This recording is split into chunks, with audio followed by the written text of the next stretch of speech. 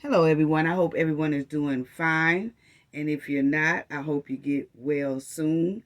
Let's talk about Birmingham 8 and Cowboy 6. Yeah, because see, we have a lot to say today about Cowboy 6 and Birmingham 8. Oh, yes, we do. Oh, it's a lot of good tea up in here. Yes, it is today. Um, we want to give a shout out to our subscribers. We want to give a shout out to our moderators. We also want to give a shout out to our replay gang. Thank y'all so much. Thank you to the chat. Hearts up to the chat. I appreciate each and every one of y'all who are in the chat. Y'all be engaging. Y'all be rocking. It be on fire. Just want to tell everyone thank you once again, and your support is greatly appreciated. And y'all also hit that like button. Please hit the like. I don't say it much, The moderators try to remind everybody, but please hit the like button. It's a great way to support the channel for free. So just hit the like button. And if you're not a subscriber, please subscribe to this channel as well. But thank y'all so much. But family, let's get right on into it. We wants to talk about Cowboy 6 and Birmingham 8. Yes, we do. So let's get right on into it, family. Y'all already know, for the ones in the back, in the back, in the back. This is for the ones in the back.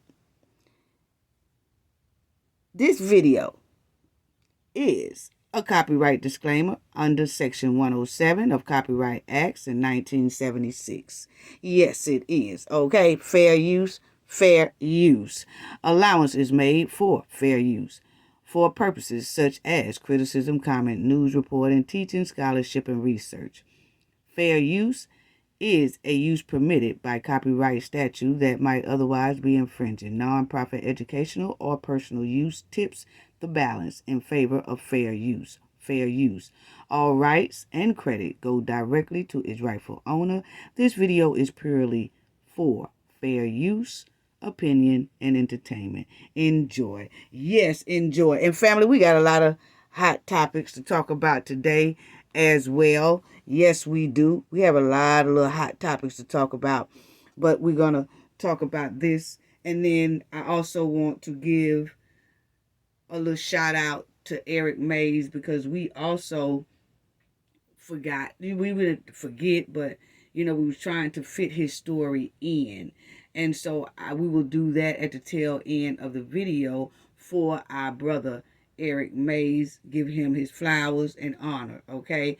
We was already giving him his flowers when he was here, but we do want to honor him now that he's no longer among us, okay? So let's get right on into Cowboy 6 and the Birmingham 8.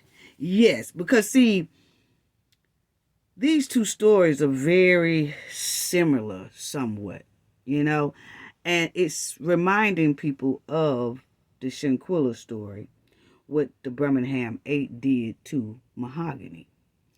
So both groups plan to delete a friend, plan to lure a friend to an isolated villa or apartment, because Cowboy 6 planned Shanquilla's demise.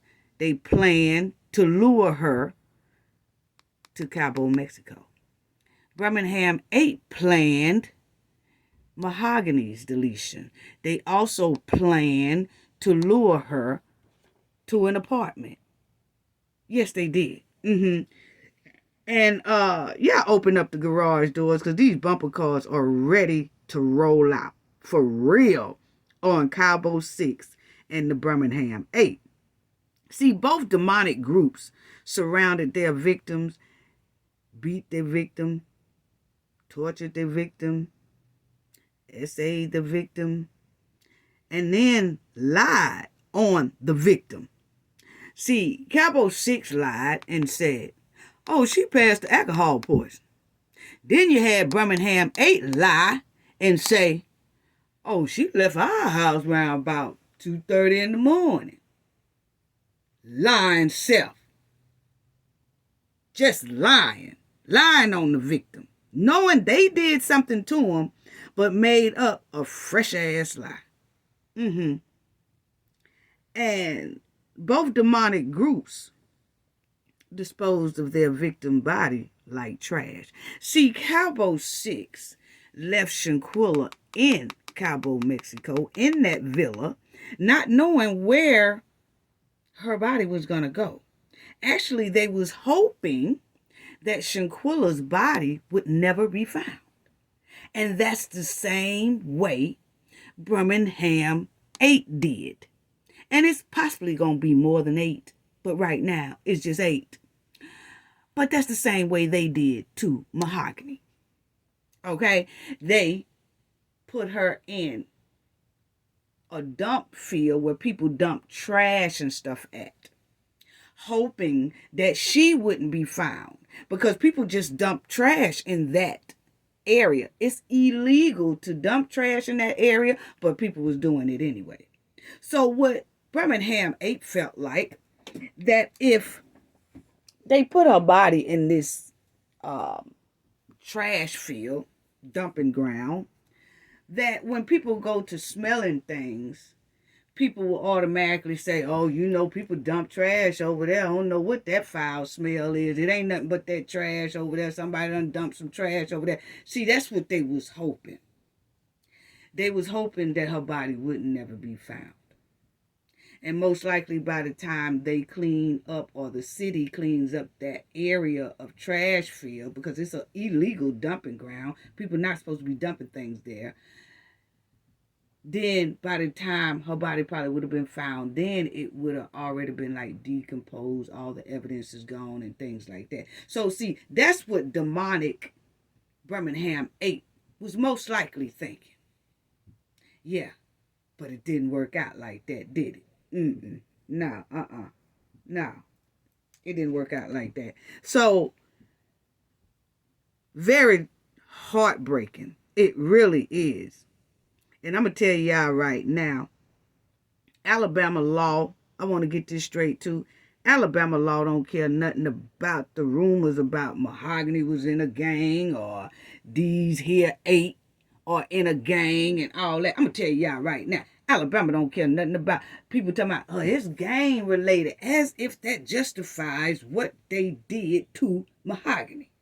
Oh, well, y'all know how the gang culture go. You already know how the gang culture go. You know, they said that she probably she set somebody up, or they said that to something about a boyfriend, or they said something, or they said, you know what? Alabama don't give a damn about what they said. What Alabama go by, and the citizens of Alabama go by, is if it don't matter if you're an individual or a gang. When you delete someone, you going down. Not down, down. Yeah. See, that's the difference between states' crime, who they try to have a hold on their crime, than states that don't have a hold on their crime. Like, their crime level is just up to the top. Because people have that attitude, as if some people, not all, have that attitude that since it's gang related, oh, it's not that important no more.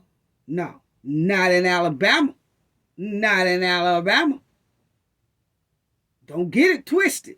You see, in other cities, they have little gang activity or whatever they got going on, and it's out of control. And it seems like they take over the city. Not in Alabama, G. See, they don't care who you are. They don't care what went on. The point is, if an individual takes somebody's life, you going to jail and prison. Oh, yeah.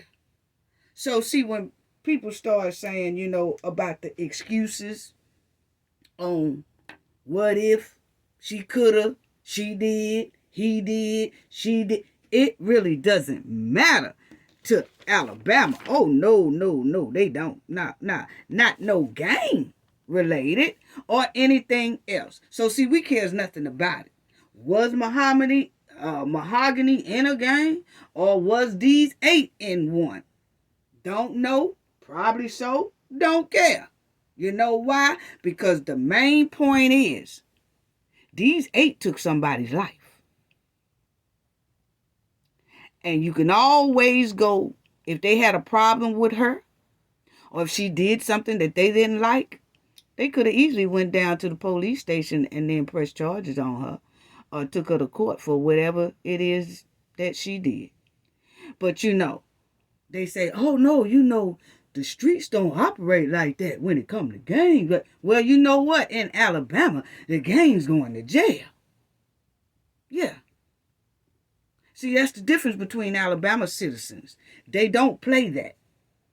And like I said, I spend most of my time in Alabama, Florida, Louisiana. Shout out to all those states, and Georgia. And I can tell you right now, Alabama don't care nothing about none of that. Because there's a lot of people saying, oh, well, that's probably why that happened to her, because of this. Or that's probably why. You know what? 5-0 in Alabama don't care nothing about that. You take somebody's life as an individual or a gang member, you are going down to the pokey. Yes, you are. Yes, you are. Just pack your bags and get ready. Because, see, that's the difference. We don't even separate the two. See, that's what makes some cities have crime out of control. Because people separate the two. If a crime is gang related, yeah, we see why that happened. And people let it slide. Or, I don't know if law enforcement don't push as hard because they know it's probably gang related. I don't know. I'm just saying. But with I can only speak for Alabama. They don't care what it's related to. It could be Little League related, gang related, little girl hopscotch related. They don't care what it is. If you take an individual life, you're going down. You're going down. So I just wanted to put that out there for the sister Mahogany. If a young man passed right today, and if they think it's gang related, don't nobody care, because guess what? The gang go to jail. See, that's how you keep down crime. And then you got the community that helps and participate in getting a lot of criminals off the street. But you got a lot of people in other places that, oh no, we ain't gonna say nothing because they might be gang members. And that's why they take over the city or take over the state. So I just wanted to put that out there because, we noticed that about our native Mahogany. That, oh, she did this. Or, they said this. Or they said about the boyfriend. Or they said about the girlfriend. Or, they said this. Or, she was a gang member. Or, she did drugs. Or, she deal drugs. Or, she don't know about, you know what? All that. Don't nobody really care. The point is, these 8 people participated in a horrific crime. And they going down. Already down. They ain't never gonna see the light of day. I can tell you that. It's gonna be a long time, but they're gonna come out of there with canes, walking chairs, and all that by the time they get released from there. Because Alabama do not play. They don't. So I don't want to spend too much time on that, but I just was hearing a lot of that. And people love to the victim. They're gonna find something the victim is involved with to justify why the victim is deceased. And Alabama citizens, law enforcement, and the governor and everybody else, they don't care nothing about none of that. The point is, if you take a life in the state of Alabama, they getting you. Because there are legal ways to handle things if someone you have a problem with, or bullying you or doing something to you or try to set you up or whatever, go down to the police precinct and tell them and get something done about it. But taking a life, that ain't it. So anyway, I just wanted to say that. But both of these demonic groups got a deep evilness about them. And in both cases are very, very evil. Shanquilla case and Mahogany case. You know? And both of them considered people that took their life their friend. Or either they consider one of the persons that was in the group their friend. And it winds up, they're gone. They're no longer here. Hanging with that so-called friend. You know? They were supposed to be a so-called friend. All 14 of these savages also video recorded it. Video recorded Shanquilla. Video recorded Mahogany. It's so eerily similar. You know? They lied to the police. Talking about Mahogany already left and all that. Cowboy 6 lied to the police. Talking about alcohol poisoning. Cowboy 6 dragged Shanquilla's body all over the villa. Deceased. Dressed her up like undertakers. Cowboy 6 did now. Dressed Shanquilla up like undertakers. And propped her up. And then told authorities, oh, she passed the alcohol poisoning. What? And the same thing with Mahogany.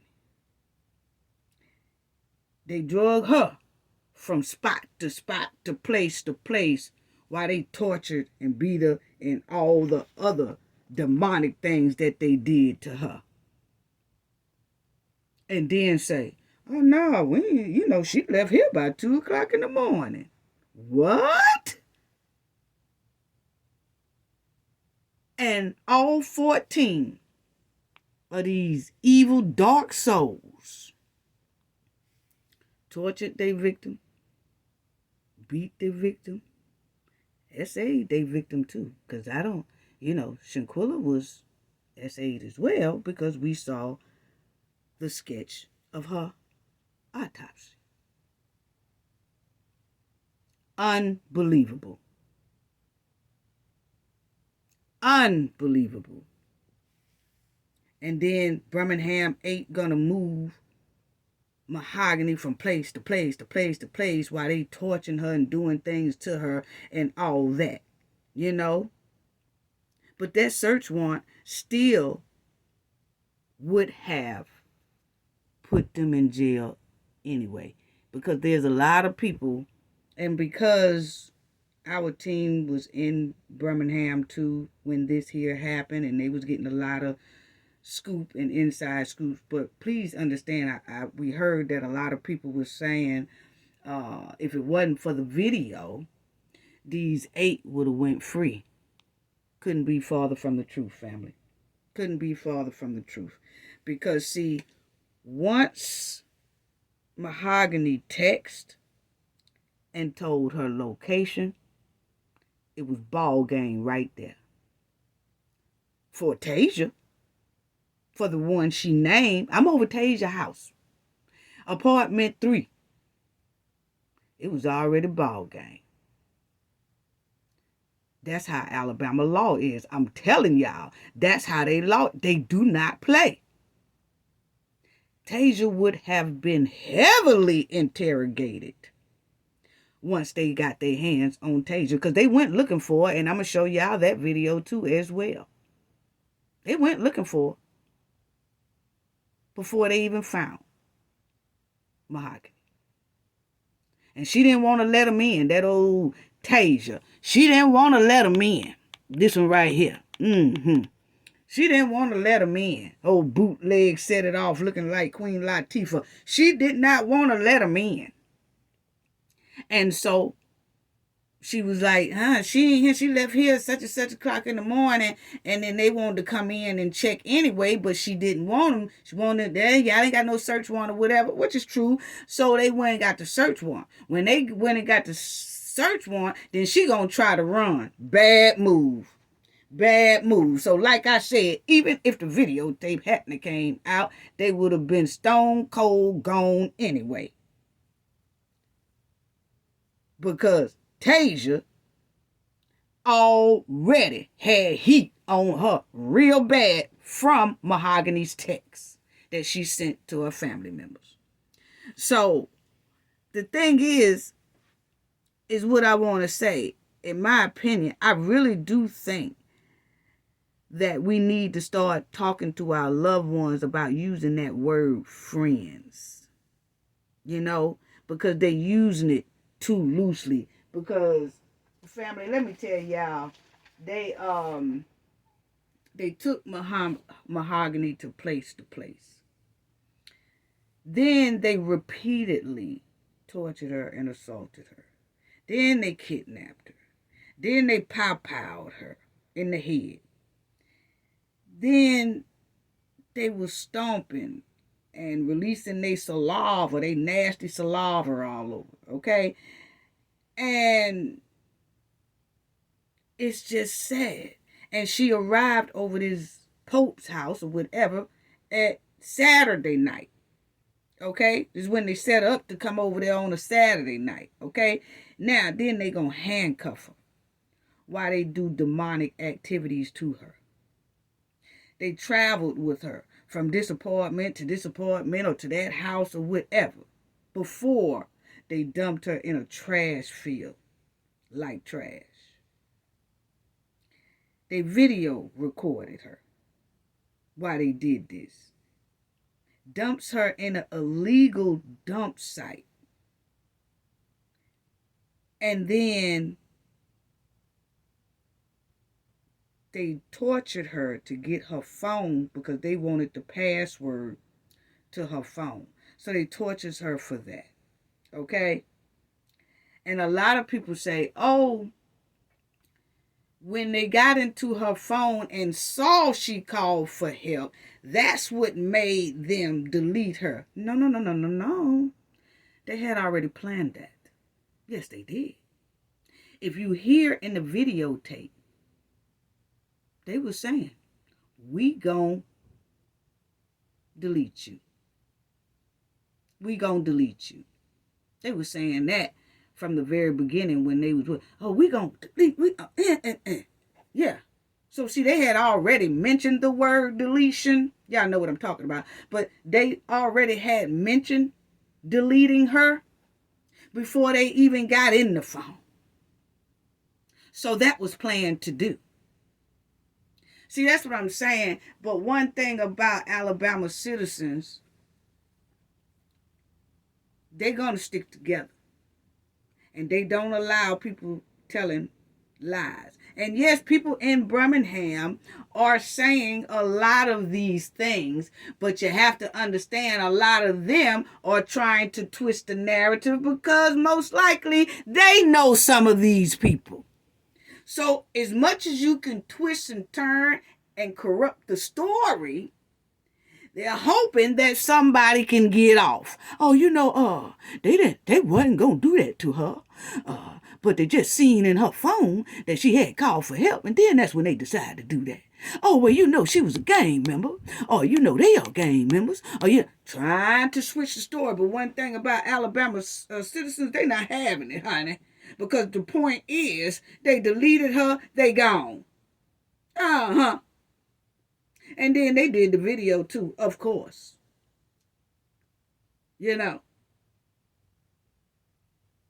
But nah.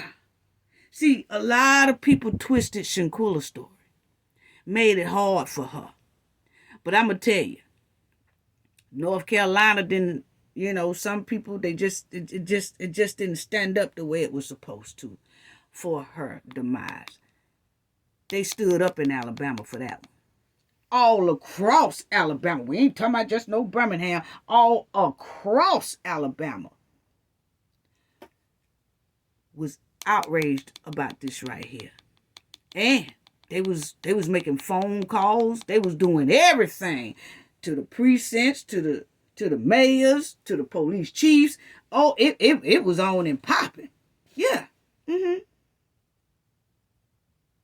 So Alabama just don't play. Y'all know I did a story about the 9-year-old girl who was laying on the couch. We did that story. And those 3 came along and was pow-powing inside the house, said that they wanted the brother, but they hit the little 9-year-old girl and she was deceased. Got them in 24 hours. They didn't care nothing about, oh, it might be gang related. Alabama don't care nothing about that. They don't. You do it, you going down. So they did all that to Mahogany. They planned to jump her, planned to delete her. Yes, they did. Yes, they did. They really did. And it's really sad. And we really need to talk to our loved ones about these frenemies. And might have to stop using the word friends so loosely. Because our loved ones, our children, our teens, our young adults, our older adults too, need to kind of slow down off using that word friends. Replace that word friends with acquaintance. Yeah, see, because I noticed, have y'all noticed that after these friends are deleting their friends, that's when the news, people who cover it and everybody else start using, oh, she was with some acquaintances. Now they put them as acquaintances and not friends because the friends did something demonic to them. So they disassociate the victim from the others and say acquaintance. I've noticed that with Shanquilla's story. They say, she went to Cabo, Mexico with some acquaintance. Only one was supposed to be her so-called friend. And then with Mahogany, is all of a sudden that, yes, she knew one, that Tasia, whatever, but she knew all of them. But now that she's gone, I see a lot of articles say 8 acquaintances of Mahogany. You see how they separated? Because they distancing her from these savage criminals. So I think we need to do that before something happens to our loved ones. Need to start using acquaintance. We need to start telling our loved ones, hey, look, everybody ain't your friends. They using these friends too lightly. Everybody ain't your friend. They really are using that word too lightly. And this is acquaintance. Yeah. This is acquaintance. You know someone that you know, not really a friend, but you are friendly to them. See, that's what we need to start teaching our children now. Right now, it's kind of a little too dangerous to call people your friend. Kids, teens, young adults need to start calling. Replace that friend word with acquaintance. Hey, mom, I'm finna go out with about 4 of my acquaintance. Because see, then you stay on point when you use acquaintance, because that's in your head that acquaintance are not tight to you. And that you keeping your eyes on them at all times. But see, when you say, oh, I'm going out with my friends, they let their guard down. And then friends, they wind up gone by their friends. By the hands of their friends. So if you see, I'm going to say it again. You know someone that you know, not really a friend, but you are friendly to them. The word is acquaintance. This person would be your acquaintance. You're not generally friends with this person, but you know them. Acquaintance. That's what people need to start. I know it's a longer word to say, but it's damn sure a safer word to say nowadays. Acquaintance. Once these young kids, teens, and everybody learn how to say, oh, I met this acquaintance at school. They real nice. Instead of, I met this new friend at school. No. Right now, it's just getting too dangerous because our youngsters, the other generation, younger generation, are not focusing or watching what friends really are. They're just embracing the word friend with everybody. And that's up to the parents to help. Keep on drilling it in their head, because this is happening so much every day, all day, that someone is being deleted by their so-called friend. And the family knew these people. Y'all know, the mother, father, everybody know this so-called friend. But then this friend deletes your loved one. But if you say acquaintance, it keep you on point a little bit more. Yeah.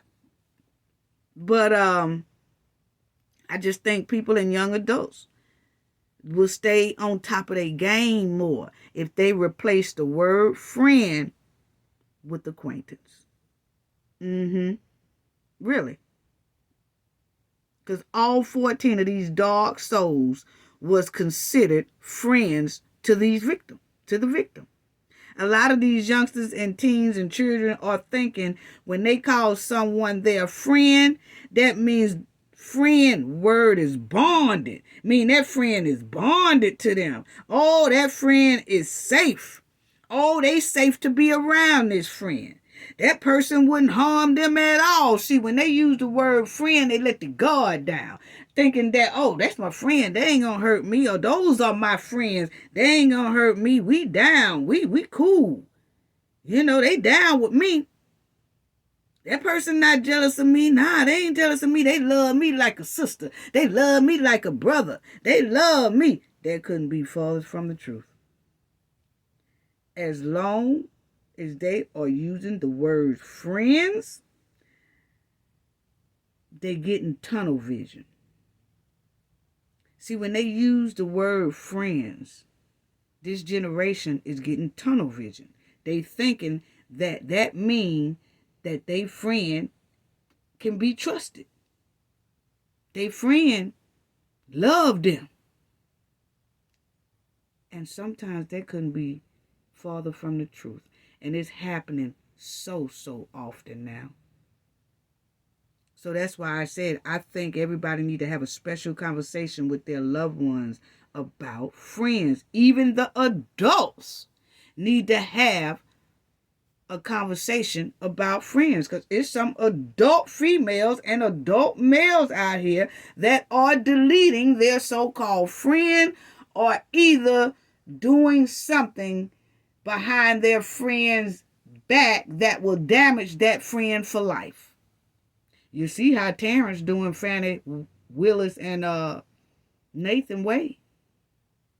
So grown people are doing harm who's supposed to be so-called friends.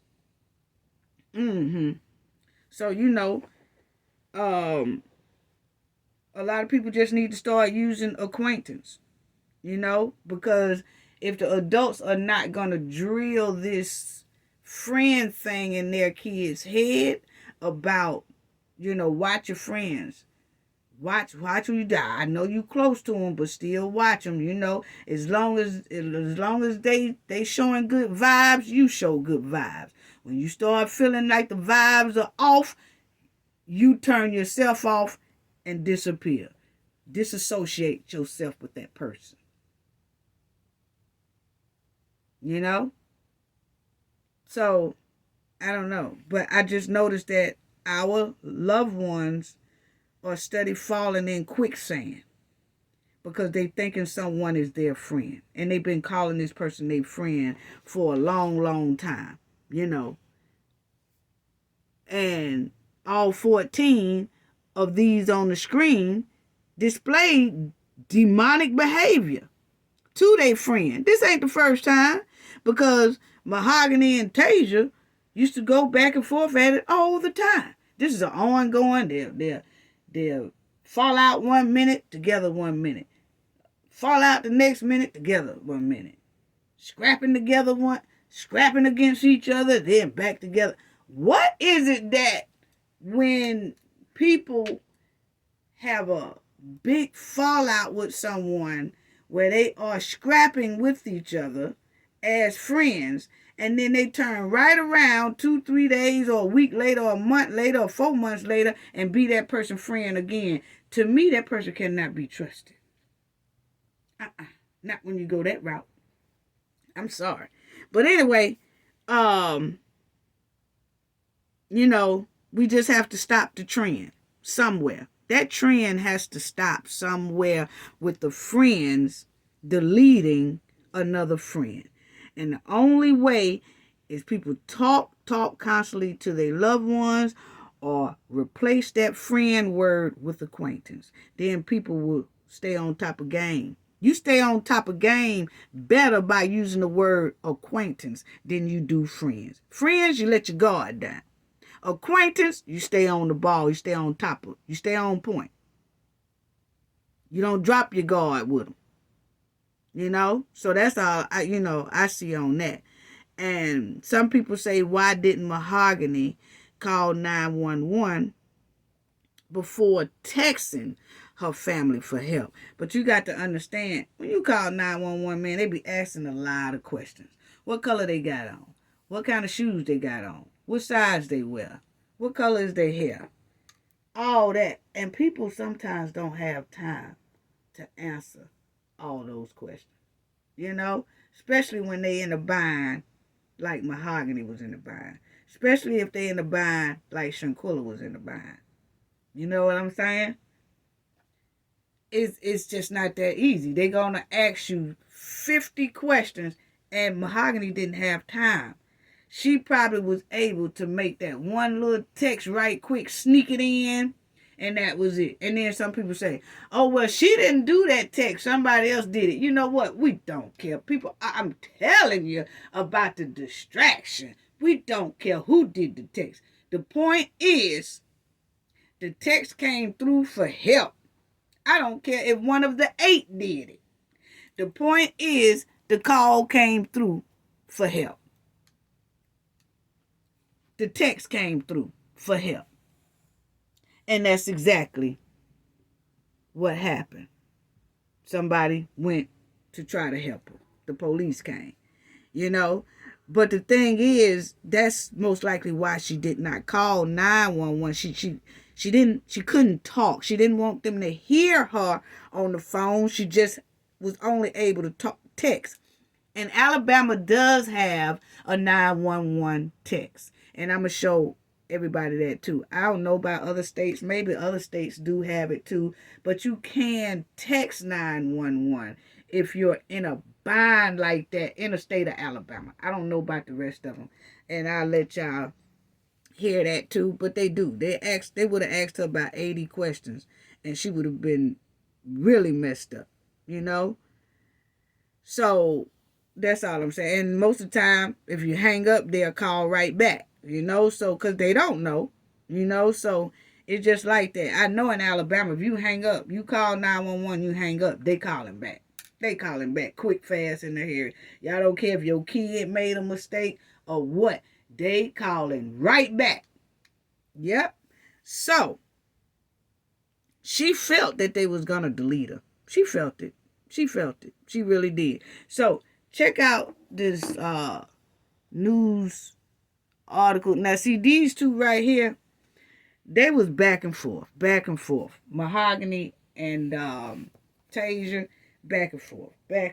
And see, I don't see why either one of them continued to be friends. Once you know that a person, you can't get along with a person, why is you still hanging with that group, that crew, that clique, or whatever like that? Now, this person here, me and this person go at it too hard. It's time to separate and find something else or find someone else to hang out with that's not trying to hurt you. I told y'all about this bootleg Queen Latifah. I'm telling you. And then she still had a smart mouth when they arrested her. I'll let y'all see that too, family. But anyway, let me just show y'all this right here. Okay? Because you will see 2 arrested after body of missing woman found in Birmingham. Now, that's when they first arrested these 2. Okay? But they had Tasia first because, remember, the police went to her house looking for Mahogany. And she was saying, oh, she ain't been over here. She left here about 2 o'clock in the morning. Didn't say what all they did to her. Okay? But then she didn't want to let the police in the house. So the police got a search warrant. Okay? So they could go back in there. So she was going to be hemmed up. They was going to be hemmed up regardless. Okay? So then you will see right here, it says, another 23, another woman, 23, was also arrested on Monday morning. 4 additional suspects, including another 23-year-old woman and 3 men aged 25, 25, and 18, respectively, were taken to the Birmingham City Jail early Tuesday. Okay? I wanted y'all to see this right here. The police arrested the 6 suspects on Monday, starting in the morning when detectives and the crime reduction team went to Serenity Apartments, where Jackson said she was being held against her will. At around 10 a.m., the police arrested the first suspect, a 26-year-old woman. That was that Tasia. Then it says she was discovered hiding in an apartment that she had broken into near her own apartment in the same building. She and Jackson knew each other and had argued before Jackson's death. Okay, so let me tell y'all.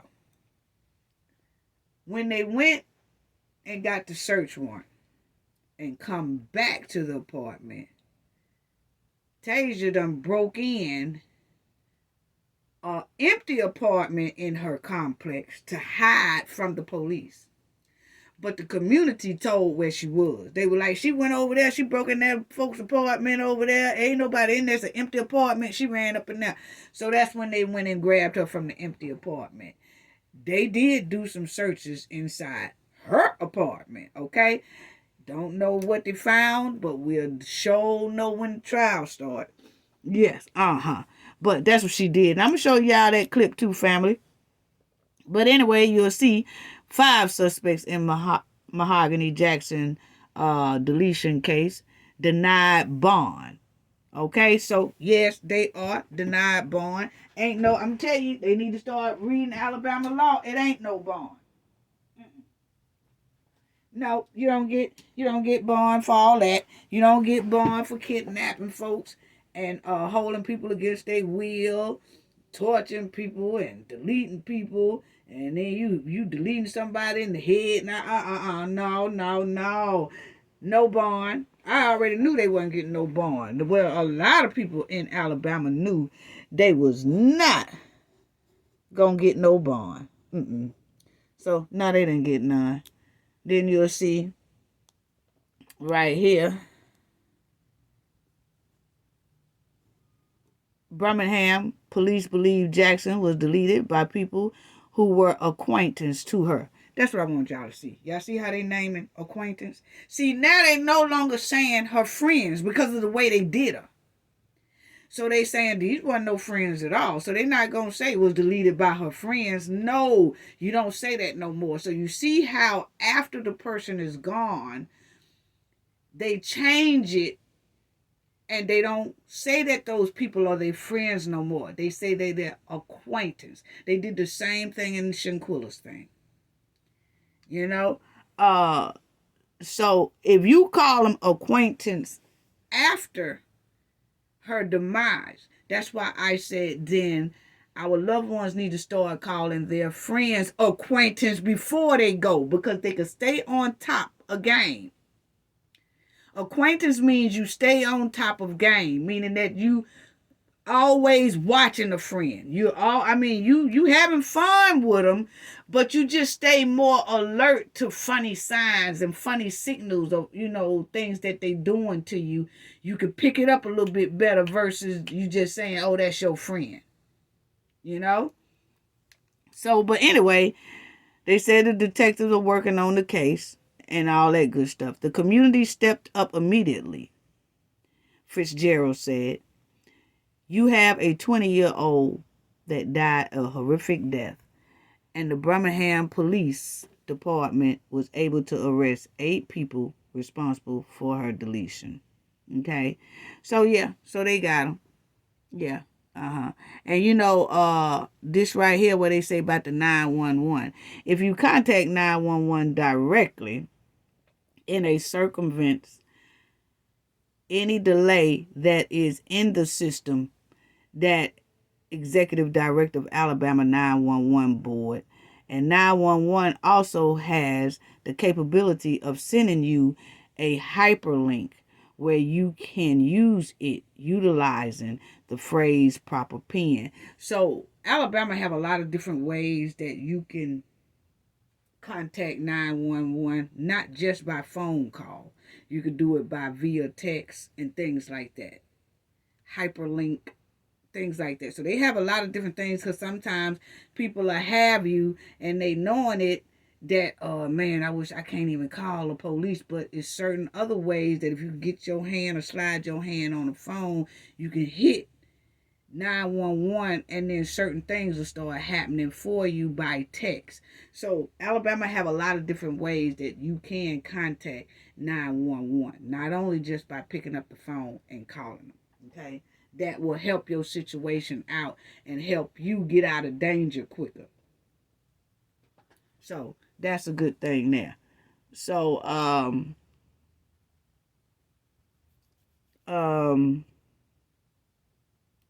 they just wanted to make sure that everybody knew what to do. You will see this is her family, Mahogany family, talking, and this is what they said. They said, despite the pain, Maddox, I think that's her, Mahogany's mother, and other family members are choosing to focus on the happier times. And I understand that, and they were saying, how loving she is to them and how much they cherished her, and they just hate she's gone, and they say Jackson family says she was the life of the party, who always knew how to stand up for herself, and they believe she did that to the very end. Okay? So, and they just said, thankfully, her sending her location to her family helped police bring suspects into custody. That's exactly what helped. That video is evidence to put them deeper up under that prison cell. But they was going to go to jail anyway for her disappearance. Okay? And they was going to hem that Tasia up. And they was going to investigate her so hard until she most likely would have started singing like a hummingbird. Yes, she would have. Yeah. Yeah, she would have. She would have. So, and then I want to talk about that lady there, because these here people did something that's similar that happened to that lady I just showed. And I'm going to show y'all that. But first, let y'all listen to the story of Mahogany. And I'm going to let y'all check that out. Hold on, family. But this is this guy here. Now, hold on. This is when Tasia got when they came to ask her where Mahogany was, and then they came back with the warrant. This them that came back with the warrant, okay?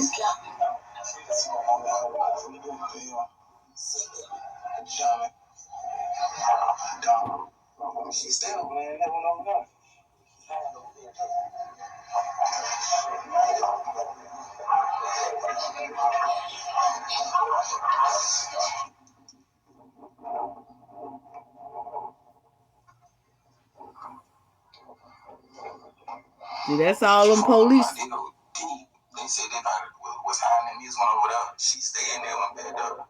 They said she was hiding in there. They said, oh, there. She was hiding. Trying to leave.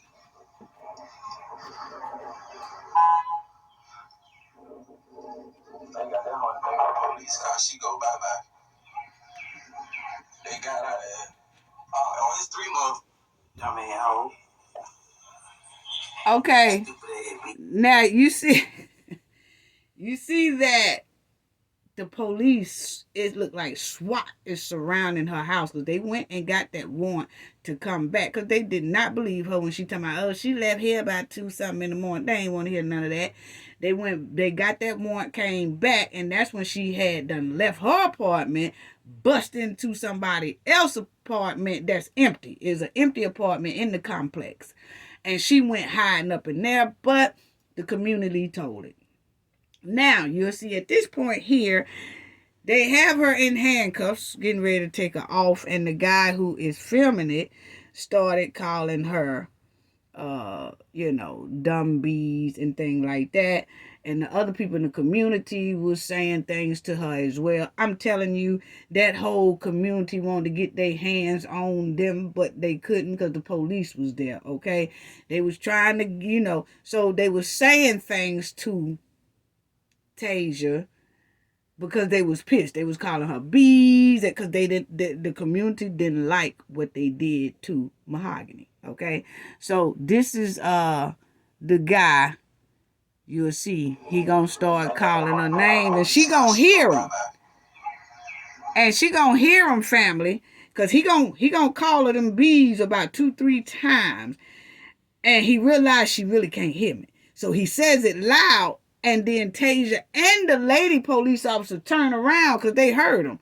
And then she gonna say, yeah, mama. See, I'm telling you, she's still out of control. So, here you go. They got her there. Oh, it's 3 months. I mean, how? Stupid ass bitch. They blink on that bitch. Stupid ass.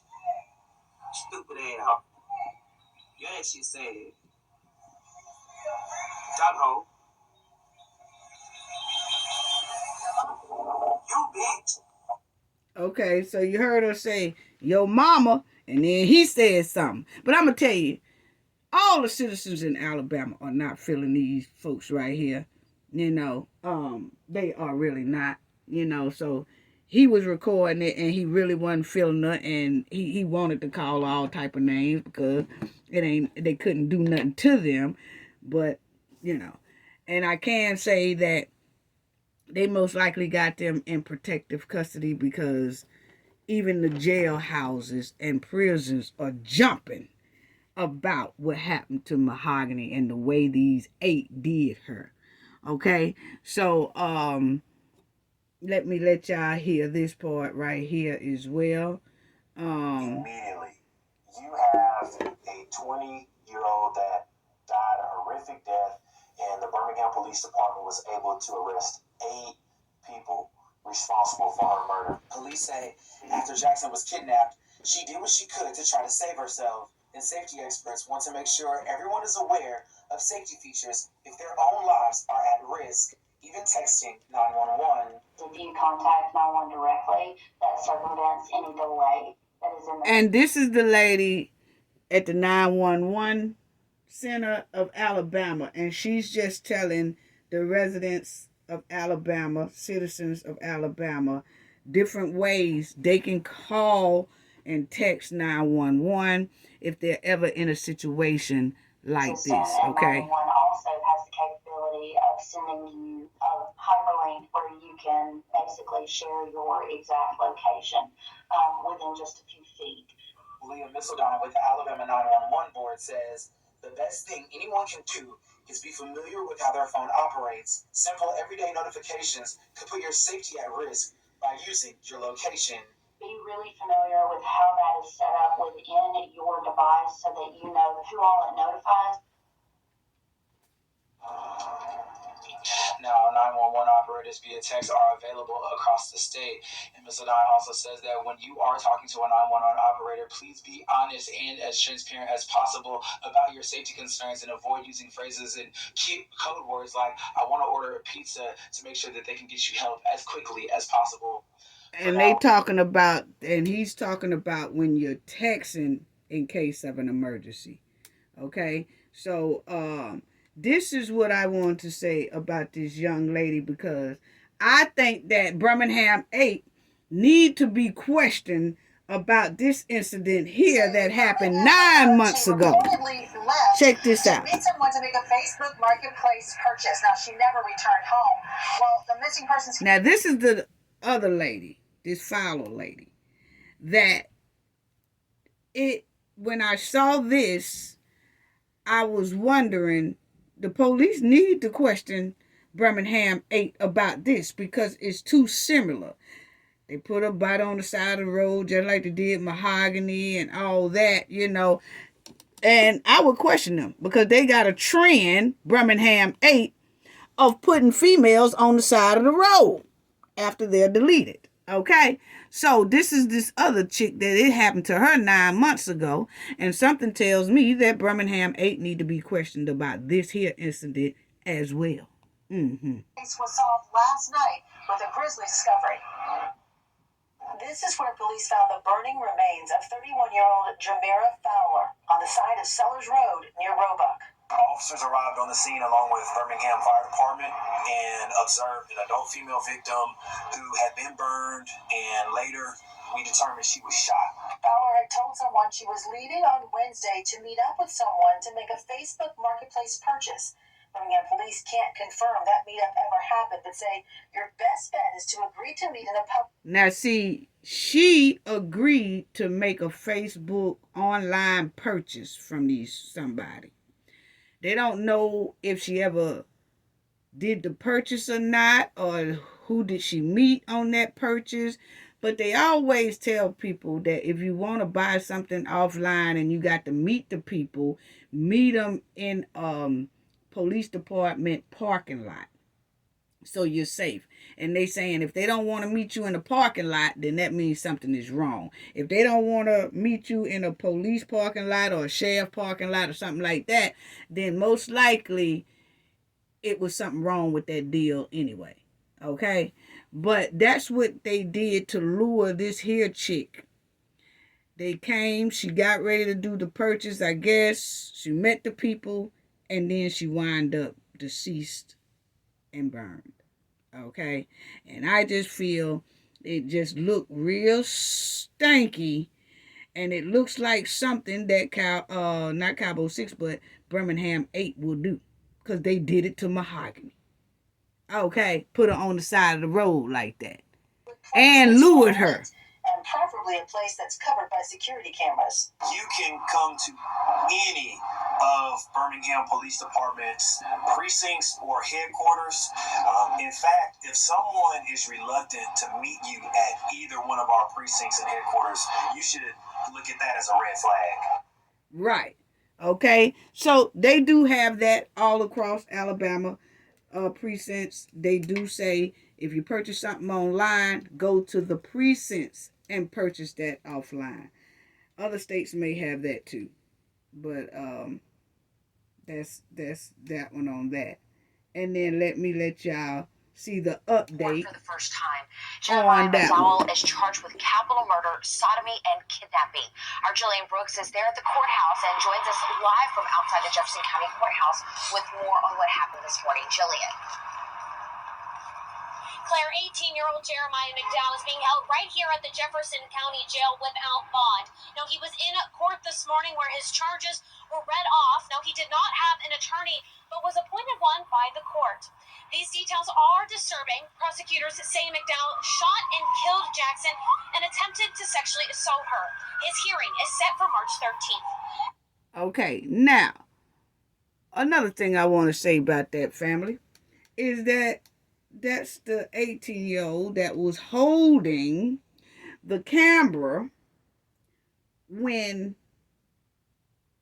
Mahogany was having a discussion when she was pleading with the people in the video. That guy there is the one they said that pow mahogany, okay? Now, there are some people, that's the same guy who was holding and filming the argument, okay? Now, a lot of people say, oh, well, he was made to pow her. But then I say, he wasn't made to video that. See, he was the one videotaping that argument. He didn't try to stop that argument. He looked very excited to be filming that argument. He looked very jolly to see a fight. Yeah, see, he was recording it. So when somebody participates in, wasn't nobody forcing him to hold that video camera at that time. He was recording Mahogany being verbally, attacked. So my thing is, it wasn't nobody pushing him to hold that video. Did nobody in that video demand he hold that video and record this gruesome attack when nobody ask him or tell him, hey, you better record this. Keep it right on us. Keep it right on us. He did it out of his own will. When you see Mahogany pleading her case to the girl who was verbally attacking her, that guy was enjoying every last bit of it. And he was holding the video. So people can miss cafe with that about somebody made him do something. Because he showed out of his own actions at the beginning, when he showed the video, he was recording the argument. So he was excited to do that. He wanted people to see a fight jump off on video. He was ready for the first blow to throw. So he was in on it. So we don't give passes over here. When we see somebody voluntarily do videos like that, and they kiki, ha-ha, and they think it's cute, and want everybody to see a fight on video, then didn't nobody make him do that action, recording the video, then it's hard to convince that somebody made you do the other action. See, over here we have knowledge. And we do deep thinking. Of the 8 people charged in the This kidnapping is and the murder of ones that that's young Birmingham mother got no court bond. today. These are the 6 suspects. Their charges include capital murder, kidnapping, and sodomy. Our Jillian Brooks is there and joins us live from the courthouse. So, Jillian, tell us what's happening right now. Yeah, Claire, that appearance is getting started just as we speak. They were set to have that hearing today at 11. Now, Giovanni Clapp, Blair Green, Francis Harris, TJ Lewis, Sanaya McCall, and Brandon Pope are all expected to be appointed an attorney today. Now, they will also find out if they have a bond and when their next hearing. Okay, so you notice that the first one we saw, the guy, he had that court hearing by himself because they said he's the one that powed her, Mahogany. Then you'll see these 6 has no bond, okay? Then that 8th chick, she didn't go to court with them because they caught her like 2 days later. So hers will be coming up. So it's 8 altogether. The one that did the pow, then these 6, and then the female they caught last, okay? And that was the one who was in Mahogany's face verbally attacking her, okay? But they all did gruesome actions to Mahogany, okay, that caused her demise. Date is. Now, 4 of the 6 that are in court today are being charged with felony murder and kidnapping and sodomy of the first degree. Now, 2 are charged with capital murder and a second degree assault, and 1 is charged with injury of with a weapon. Now, Arbria Chapman is in that courtroom as we speak, and she will continue that live team coverage throughout the day. Now, Ariana Robinson was arrested on a Friday, making her the 8th arrest in this case. There's no word yet on when she will appear in court. Now, as for that final 8th person, Jeremiah McDowell, another suspect in that case, he appeared in court on Friday. Reporting live in Birmingham, Okay, I'm Jillian so Brooks, that's it. WBRC. So, like we said, shout out to the state of Alabama and to the citizens of Alabama and to the citizens of Birmingham for making sure that these 8 be held accountable for this terrible crime that they did. Ooh, you know, just off the chain. Off the chain. And this is the lady, like I said, that I think they need to question Birmingham 8 about, because her story seemed like it's similar to the Birmingham 8 to Mahogany, because she was lured, talking about they wanted to buy something, and then somebody lured her there, and then all of a sudden she's on the side of the road. That was like 9 months ago. Okay, so anyway, I just wants to say, Cabo 6, Birmingham 8, all 14 of these are demonic souls. And just shout out to the state of Alabama, the citizens too. They have shown the world and North Carolina that criminals like these get apprehended quickly. And the citizens don't play it either, okay? And they got no bond in the state of Alabama. And these demons will most likely get life in the state of Alabama. They ain't playing with them. And Mahogany is a black woman. And the state of Alabama not playing about these young ladies and young men's death. They don't care if they black or white. They ain't having it. They not having it at all. Okay? So, unbelievable. In North Carolina, please take notes.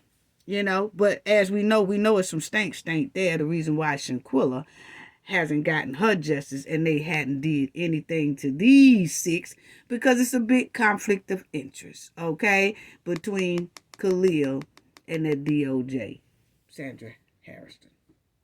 And if they would tackle that, Shanquilla can get justice immediately. That's when you know it's some stank. But shout out to Alabama showing North Carolina how you supposed to do criminals like this. And like I said before, it don't matter if they had did that to Mahogany in Mexico and ran back off in Alabama, they were still doomed. Still, it's in the Alabama law. I'm telling you, they would have been doomed. Either way it go. So, North Carolina need to take notes, because that state is something mighty janky and stanky when it comes to getting justice for their native Shanquilla Robinson. Y'all just let these 6 deleters go free, and they running around North Carolina due to a conflict of interest. But I find it strange that they could pull Fani in for what she got going on, but won't check out the 2 DOJs in North Carolina. Because theirs is more terrible than what Fani got going on. Yeah, how about that? Anyway, the law enforcement in Alabama is not playing. In Birmingham, salute to them. Salute to all of them, okay? Now, I want to briefly talk about Mahogany. Police did that search after her mother told them about the text, okay? And so, that taser, they was going to hem her up anyway. You see how they had her apartment surrounded after they got that search warrant and came back, but see, she had done dipped. Okay, but they got her anyway out of the apartment, that empty apartment she broke into. So she was gonna start singing like a hummingbird anyway. And ladies, please stop fighting each other, jumping each other, joining these crews, these cliques, and all that stuff like y'all bad women. Find something, but our young women need to find jobs, do something with your life. That street life ain't it. It's not. And parents, please talk to y'all adult kids. Y'all know who y'all are that got out of control adult kids. Oh, I can't do nothing with them, girl. I can't do nothing with. They grown. They just be running the streets. They just do what they want to do. See, parents still give up too easily. You know? Too easily. You know? But when they get ready to do that life, then all of a sudden, the parents and everybody boo-hooing. Boo-hooing crying. It's just sad how they did Mahogany. It's sad how Cabo 6 did Shanquilla. It's sad. It's eerily disappointing and demonic. And I guess these 8 must don't look at the Cafe of Knowledge, because I told everybody about 4 months ago, Alabama got new laws. Alabama got the Anaya law. I told everybody about 4 months ago, hey, get y'all kids. I told everybody who stay in the state of Alabama, hey, y'all better get y'all kids. If they criminals, you better make them read the law about criminals before they do anything criminal. Because if they read them laws, they most likely will change their mind about committing a crime. Because it's tough. Alabama got one of the toughest laws in the United States. They do. Boy, I tell you, we got to do better. But word on the streets that there most likely going to be a couple of more arrests. It most likely will come out that these 8 most likely done harm somebody else, just like they did Mahogany. And the sad part is Mahogany kept saying to them, y'all won, y'all got me, just stop, I'm sorry, whatever I did, I'm sorry. And people say she was saying she was sorry about something, so she did something. No, most people, if they're being tortured and stuff like that, they will say anything. Hey, I'm sorry, please give me another chance, or whatever it is. They be pleading for their lives, not necessarily that they did something to deserve that right there. Nobody deserves that. See, you never know what you're saying until you're put in that type of position. If you look at what they did to Mahogany, most likely everything that came out of Mahogany's mouth would have came out your mouth. I'm sorry. Y'all got me. Y'all won. Y'all got me. Y'all got me. That's a plea to stop. Just bowing down to them, hoping that the abuse and the attacks and tortures will stop.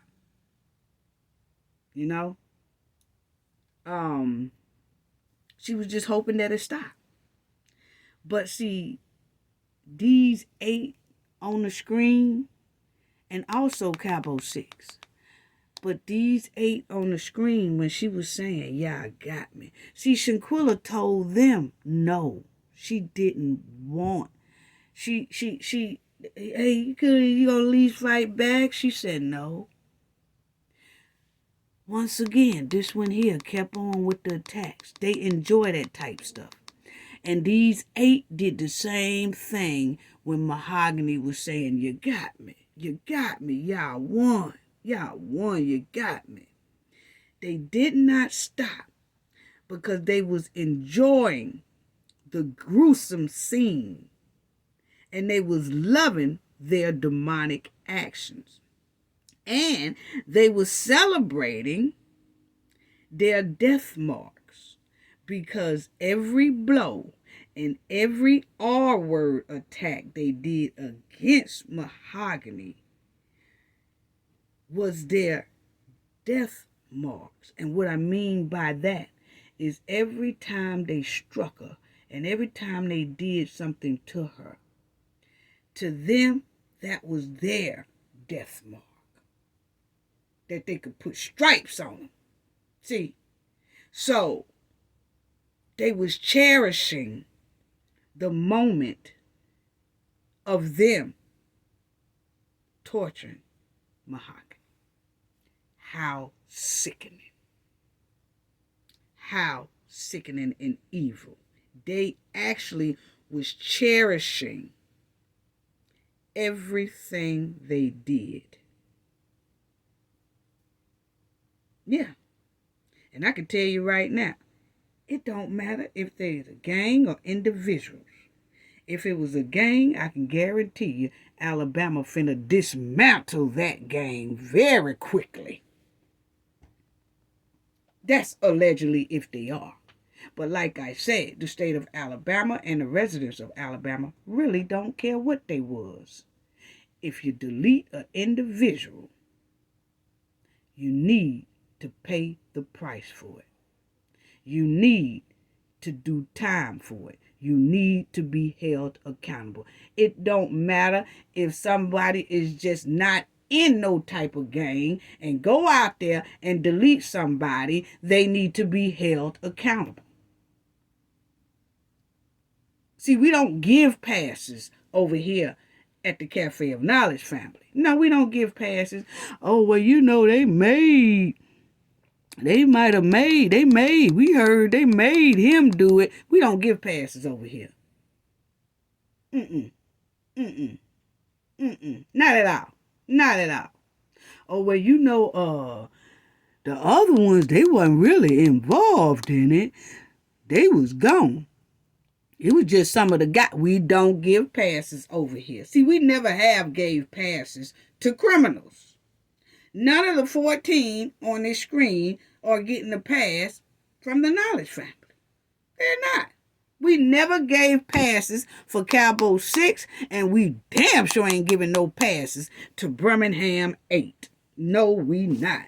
No. Not gonna happen over here. Get out the bumper cars and run them in the ditch, but they not getting no passes. You know? And it's a lot of speculations about this story. And like I said, we, Cafe of Knowledge and her team, will always stay close with the facts or the facts. We're not going to veer off and add nothing and all that. Well, they said this, and they said she was this, and they said she was a part of this, and they was a part of this, and that. Nah. Because that's when it go to tainting Mahogany's story. So we're going to stick with the facts of what we know and what's going on, and then we'll tell the Knowledge family. Okay? But we will not taint Mahogany case like a lot of people tainted Shanquilla Robinson's story.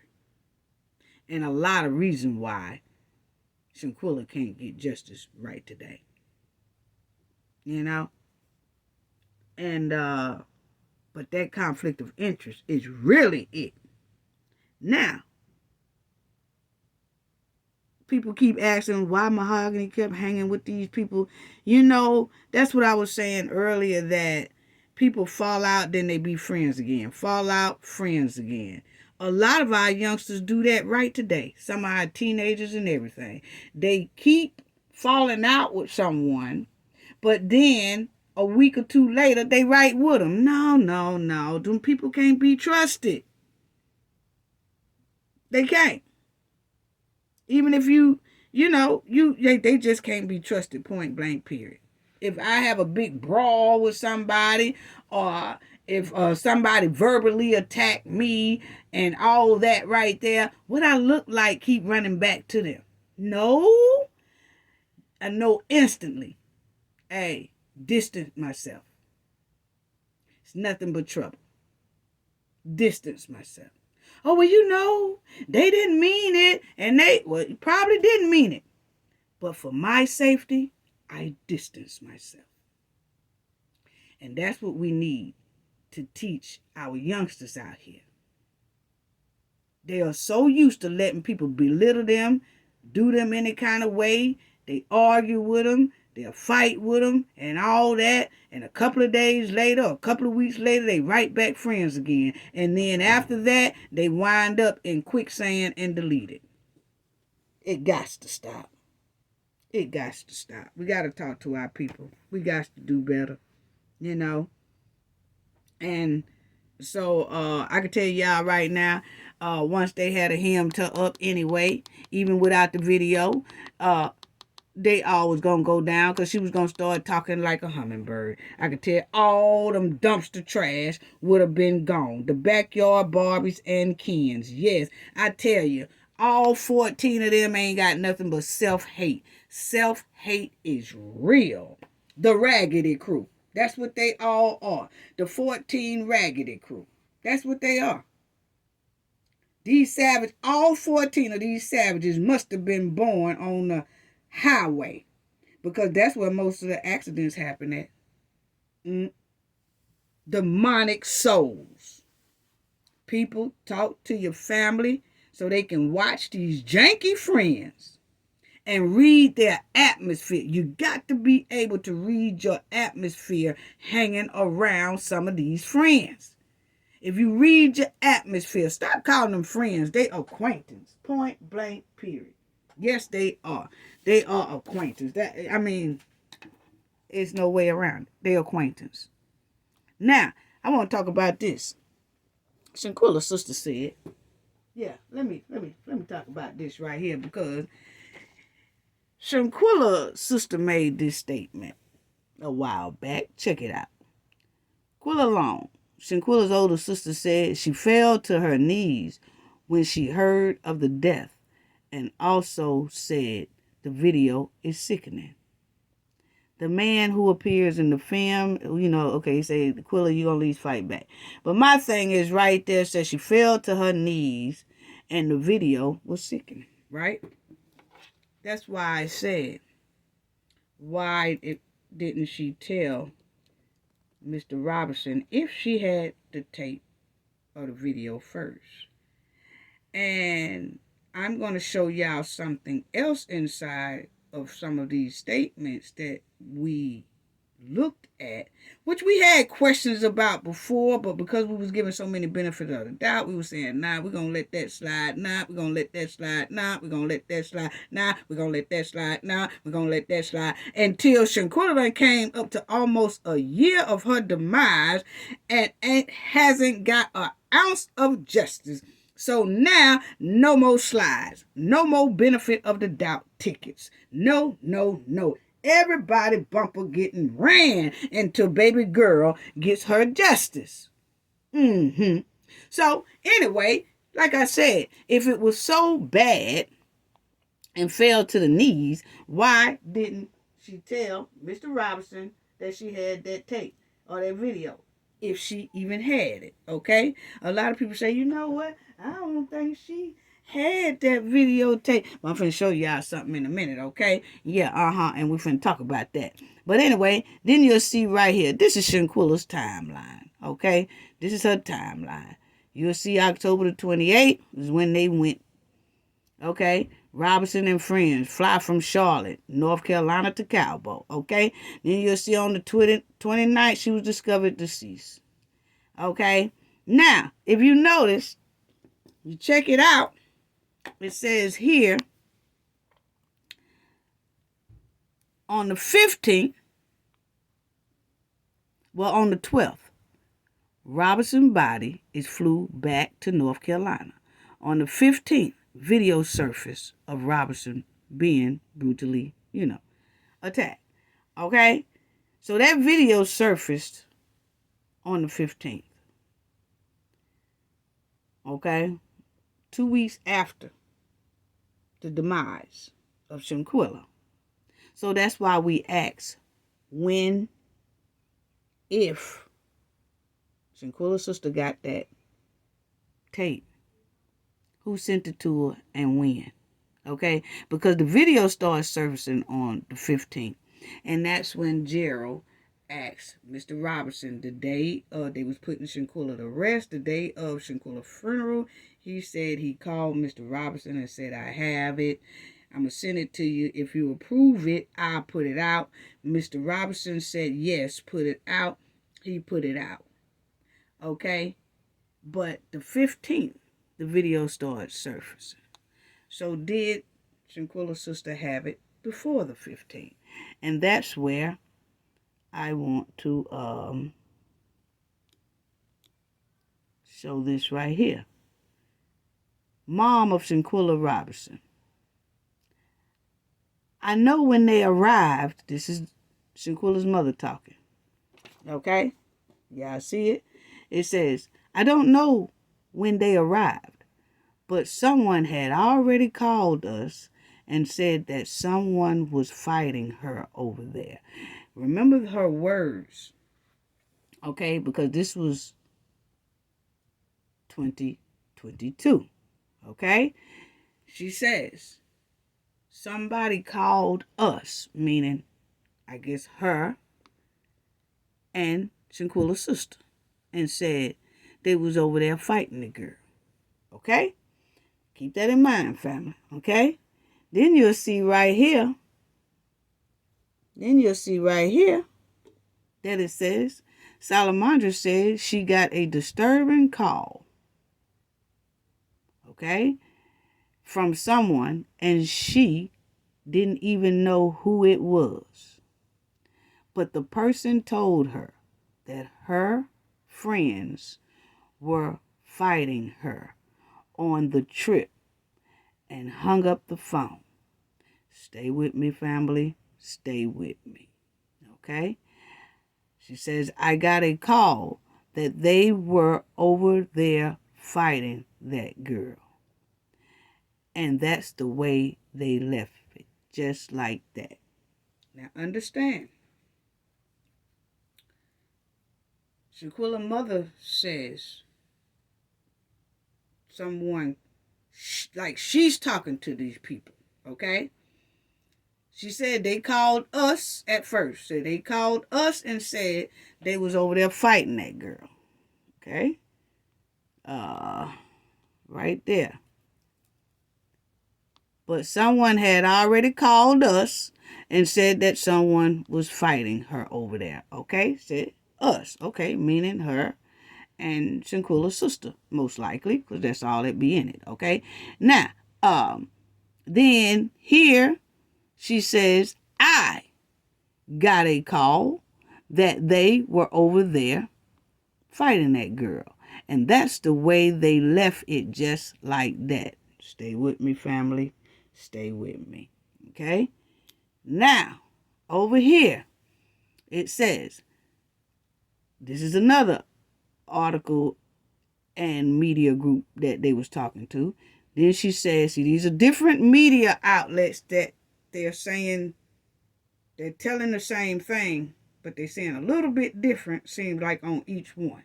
Okay, now here it says, now I'm just saying, I ain't accusing nobody now, I'm just saying that they are different, a little bit different, just a little touch of a difference, okay? Then you see, it says later, after receiving that disturbing call, Salamandra said she confronted the so-called friends about the call she received when they visited her at her Charlotte home. Okay? Now, remember, a lot of people were saying, no, they went to Shanquilla's sister's home. Then some people say, no, they went to the mother's home. Well, y'all see right there, the mother said they came to her home. They came to Salamandra house. Okay? So you got to remember, this is all back when it first happened. Okay? So, she said they came to her home. Okay? Now, she said about the call she received when they visit her at her Charlotte home. They were crying and said they never had a fight. They even sat there and said what they were picking out to wear to the funeral, she added. Okay. Then it says,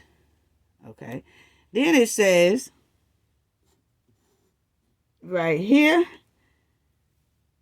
they said they were over there fighting that girl. The mother recalled the caller saying. So remind you, the mother is recalling. She's remembering what that caller told her. When that caller called her and said they was over there fighting that girl. So she's saying there that she actually heard that person. Like, she picked up that phone when that person said they was over there fighting that girl. Okay? So now, because remember she said, and then they just left it like that. Like, they just left it like that. Okay? Now, stay with me, family. Stay with me. Because wording means a lot. And that's what some people that really look into cases and stuff like that, they look for wording. Okay? They do.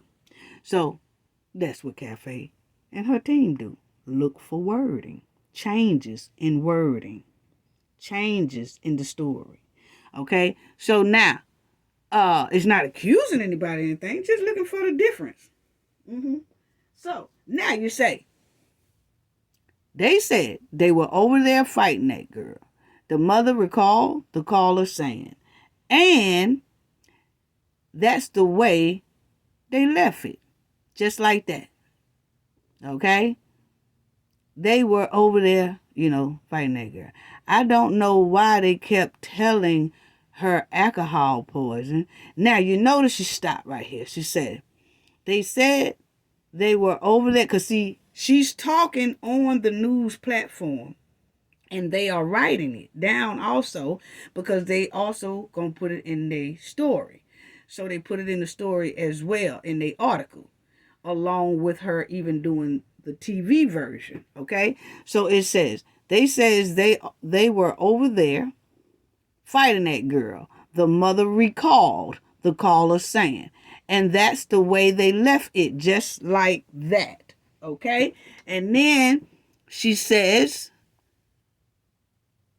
and that's the way they left it, just like that. Said, and then she stopped. They were over there fighting her. I don't know why they kept telling her alcohol poisoning. Okay? So now it says, I don't know why they kept telling her alcohol poisoning. Like, it's third party talk now. Like, as the sister, like, how can I put this? Okay. She's recalling the telephone message or talk that she had with this person. Okay? And said the person just hung up and that was it. Then you see it says, I don't know why they keep telling her alcohol poison. Why would the mother say, I don't know why they kept telling her alcohol poison? Because if that person said, if the person is talking to the mother, the person would say, I don't know, they were over there fighting her. I don't know why they keep telling you alcohol poison. That's if the caller is talking to the mother. But if the caller is talking to someone else like Shanquilla's sister, then I can understand them saying they were over there fighting her. I don't know why they kept telling her, meaning the mother, alcohol poison. I could see that statement being said if the person that called talked to the sister and not the mother. But according to the mother, they talked to her. So why would the mother put herself in third party if the person on the phone said this right here? The person should have said, she should have been saying this, telling the news people, yeah, they said that they was over there. See, it says, they said they were over there fighting that girl. The mother recalled the caller saying, and they and that hold on, family, and that the way they left it just like that. So the news people are saying that that's what the mother recalled, and that the mother recalled them leaving it just like that. Okay, so the news people might be talking in third party, but the thing is, it's jumping, and it shouldn't be jumping. It shouldn't. And it says, after receiving the tip about the assault, Salamandra confronted the group when they came to her house for a visit. So why, when that phone call came, then she said, after they hung up the phone, now she knows that someone said they was over there fighting that girl.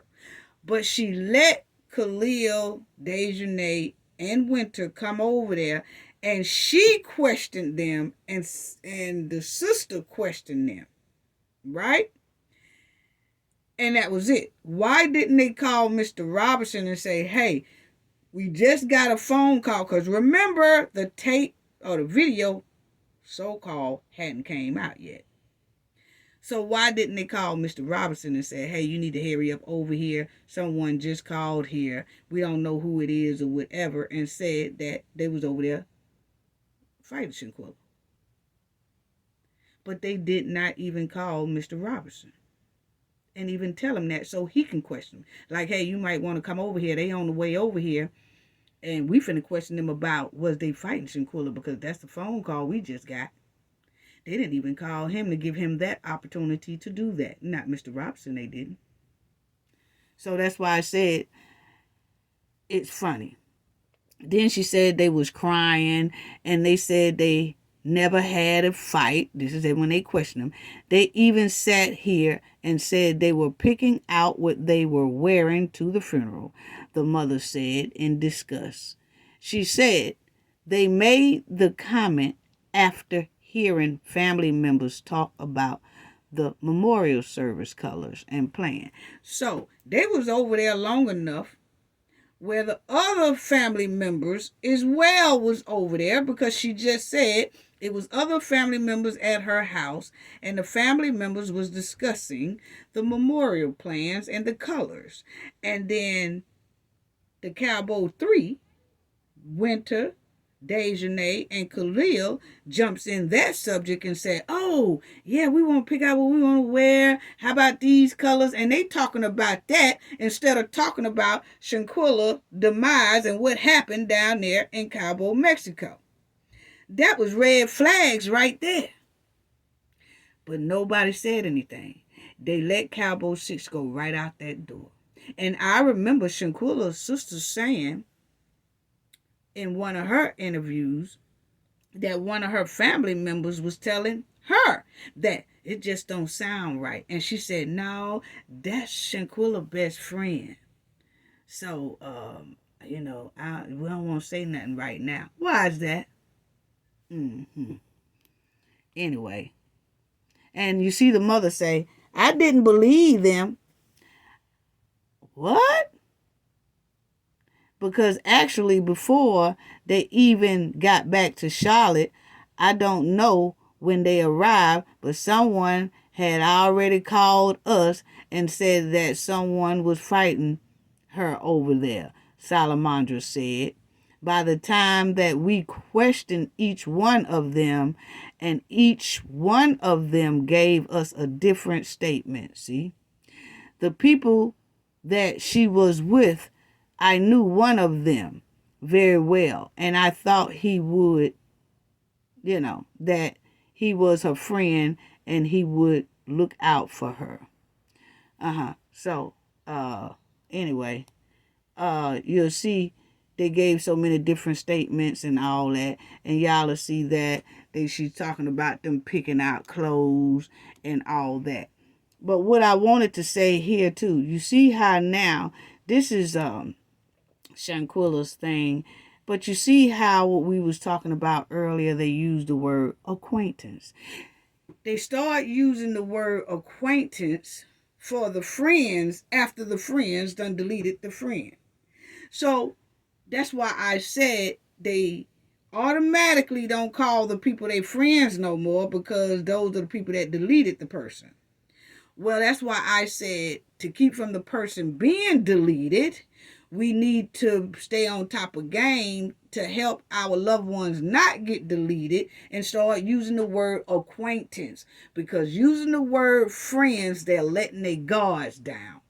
Let's not start using word acquaintance after our loved one is gone. No, let's start calling them their friends acquaintances now. Drop friends and use acquaintance. They'll stay on top of game more. I'm telling you, because I've been seeing acquaintance a lot after the demise of a loved one. After the demise of someone that they have been taken by the hands of friends, then all of a sudden they don't say friends no more. They say, oh, well, they was taken by some acquaintances of theirs. Okay, well, then we need to start saying acquaintances from the very beginning. And you'll see there it said, the family of a woman deleted on a Mexico vacation will sue 6 of her travel mates. So they saying they was gonna, remember that's the civil lawsuit. I just wanted to show y'all that. But when did they start mentioning that? Way in October. And here it is. What, family? February and nothing. March, nothing. Nothing. So you got October, November, December, January, February, March. 5 months later, nothing. And got to October the 29th to see. And I just wanted to show people this as well. See, they got acquaintance. I just wanted to show people that. Acquaintance. Acquaintance. See the acquaintance. Acquaintance. Who were in Mexico was acquaintance. So it's after the demise people start saying acquaintance. Now they're separating the friends from the victim. When we need to start using that word while we are here with friends. That way the guards stay up. Yeah. Makes you more alert. Acquaintance. Yeah. Okay. This is what I want to show y'all here. Remember when I said, why didn't, if, and I tell people, they say, well, her sister probably was grieving the reason. I don't think that her sister had the tape. Some people think that, oh, Jill just saying that her sister, I don't believe her sister had the tape or whatever. If not, it's still her obligation to come back and say something because that is a very crucial thing that somebody's accusing you of. That's accusing someone of having evidence and not saying anything about it. That's called withholding evidence. So that's why now you don't have to answer anything else that somebody say about you, but something like that needs to be cleared up immediately because people can look at it as you withholding evidence. That's a crime. Yes, it is. So that's why you should quickly come out to debunk that if it's not true. So when you stay silent on that, you just have to wonder. But anyway, it says for weeks, Salamandra family believes Shanquilla passed from alcohol poisoning. But in November, a disturbing and violent video began to circulate online showing Shanquilla being viciously attacked. Okay? So as y'all see, I wanted to show y'all that. It said for weeks, Shanquilla family believed Shanquilla passed of alcohol poisoning. Remember, because Cabo 6 lied, and there was no evidence at the time to show that they was lying. Even though people knew it was some stank, it still wasn't anything there to prove that the stank we were smelling was real. Okay? So if the family was feeling like this for weeks, you see it has up there, for weeks, Shanquilla family believed alcohol poisoning. So that's why I said, if Shanquilla's sister had that videotape, why didn't she at least show it to Mr. Robinson? Because you see right here, it says, or the mother, and say, I got the tape, look. Because it says here for weeks they was basically in agony because they families believed Shanquilla passed the alcohol poison. They really didn't believe it, but they had no choice but to believe it because there was no other evidence there. Mr. Robinson did say when her body came back and he looked at all the bruises, he said alcohol poison didn't do this. But they still didn't have the tape. Remember, it was during the funeral when Gerald called Mr. Robinson to tell him he had just received the video. And he said Shanquilla's sister told him she already had it. So when did she get it? Because it says here for weeks that family was trying to figure out what happened to Shanquilla. Because they didn't believe alcohol poison. So that's why I asked, did Quilla have that video first before Gerald? Because that's what Gerald said. It's just a question we asking. We're not accusing anything. We're just asking. And for someone to put something on you like that, that's withholding evidence. That could be criminal. Could be. Because Mr. Robinson definitely didn't tell nobody. Mr. Robinson acted surprised about the video because Gerald told him about the video. So that automatically shows that Shanquilla's sister, if she had it, didn't show it to Mr. Robinson. So that's why we was just asking, did she have it? Okay? So that's all I want to say about that. Let me go on to the update on this right here because this is going a little bit too long. Let me do, I also want y'all to hear this too. Okay? I also want y'all to hear this. Hold on, family. I also want y'all to hear this right here. I want y'all to hear this. Let me get them up here. Okay. I want y'all to hear this right here. Okay. Let me let y'all hear this. Because this right here, I want y'all to listen to this. Because, see, that's why I said that we pay attention to a lot of details. Listen to Shanquilla's mother. Okay? Was sick and that she had alcohol poison, but a doctor had never arrived, so I don't know where they got the alcohol poison from. So at that time, they said a doctor was on the way to examine her. Now understand, family, this is right when this happened. She is telling everyone what Khalil called and told her and what Khalil said. Okay? Listen very closely because I'm going to point something out. This is when it first happened, okay? So it's fresh on everybody's mind, okay? So check it out. Listen. Was sick and that she had alcohol poison, but a doctor had never arrived, so I don't know where they got the alcohol poison from. So at that time, they said a doctor was on the way to examine her, and she wasn't responding as they told me. Said she was resting a little bit, but she wasn't all the way responding as normal. So I told them to keep me informed, and I wanted to know why they couldn't take her to the emergency room. They said because they needed $5,000 cash to be seen in the emergency room. Okay, so check it out, family. She said had no doctor arrived yet, right?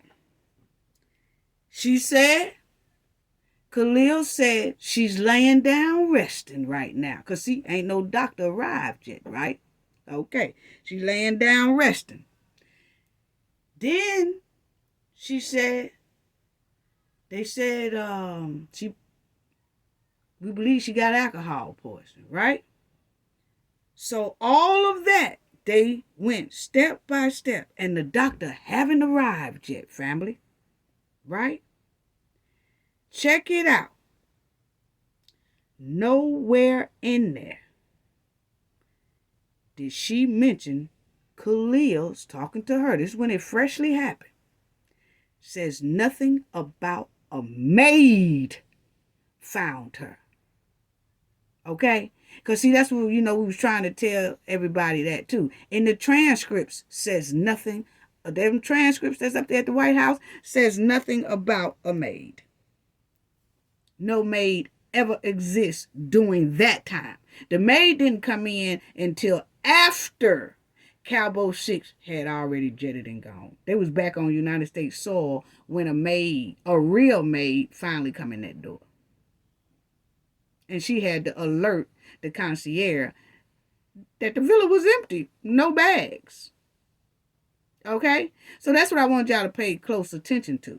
Because when Khalil told her that, see, the maid came in with Nigeria started the alibi lie. Then that old taco burrito man down there in Mexico, he threw in a maid. See, everybody was starting to try to flip the story. Try to flip it. Oh, they found the maid on the side of the toilet. You didn't hear her mama say nothing about that. Khalil didn't mention nothing about that because he was telling what was really going on at the time. Yeah, he was telling what was really going on at the time. Okay? Listen to it again. Listen. Was sick, and that she had alcohol poison. But a doctor had never arrived, so I don't know where he got the alcohol poison from. So at that time, they said a doctor was on the way to examine her. Okay, check it out. Khalil didn't say nothing about, the maid found her over the toilet, slumped over. She was sick. She was sick in the bathroom, and the maid found her, and none of that. Because none of that happened. This is the real story. Khalil told a real story to her. Because he was trying to get $5,000. Yeah. Check it out. And she wasn't responding, as they told me. Said she was resting a little bit, but she wasn't all the way responding as normal. See? She was resting a little bit. She wasn't all the way responding. But she was resting. Nothing about a maid, family. They said Shanquilla was resting. Not over no toilet and no maid found her and all that.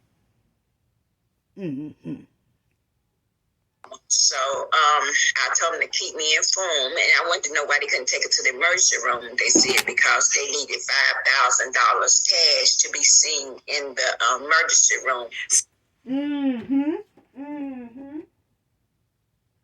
Where the maid at, family? It wasn't one. It wasn't one. At all. At all.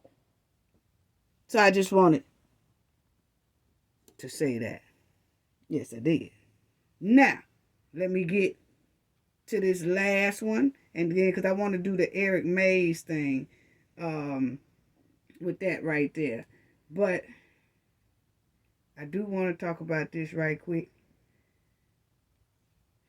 Because it's a lot of different little updates. Fani y'all remember when Fani went to that church? She went to that church talking about some, her and Nathan wasn't dealing. And then she knew that they was. After she left the church and went on that stand, she admitted that they were, messing around, took trips together and all that stuff like that. But my thing is, she knew that. So why did she go to that church and, do that? Why did she go to that church and tell them people that her and Nathan weren't messing around and knowing they were? And there's some new updates too, I'm going to tell y'all. But I just wanted to get this out. And a lot of people say, oh, they just trying to bring a black woman down and all that. Let me tell y'all how corporate really work. Corporate have rules. Government officials have rules and things like that. That's why they say, don't mess up. So can't nobody get nothing on you. But Fani knew that she was not supposed to be hiring Mr. Wade if she was dealing with him. That's all it's about. She just knew she wasn't supposed to be hiring him if she's romantically involved with him. But she did it anyway. So that have nothing to do with bringing a black woman down. Black woman shouldn't have never did it. She knows the rules. She do. Oh, but they didn't bring it up until the Trump case or whatever. Oh, they ain't bring it up then because it wasn't nobody had no interest, I guess, in it then. But I guess if she had been after someone else or somebody else would have looked into it, that would have happened. But you see, Terrence was bound to tell it very soon anyway. If he didn't tell it to Trump and them lawyer, he would have told it to anybody else. And see, a lot of people saying they trying to bring a black woman down, but nobody is saying that it was the black man, Terrence Bradley, who told on the black woman and the black man. It wasn't Trump. He alerted them people.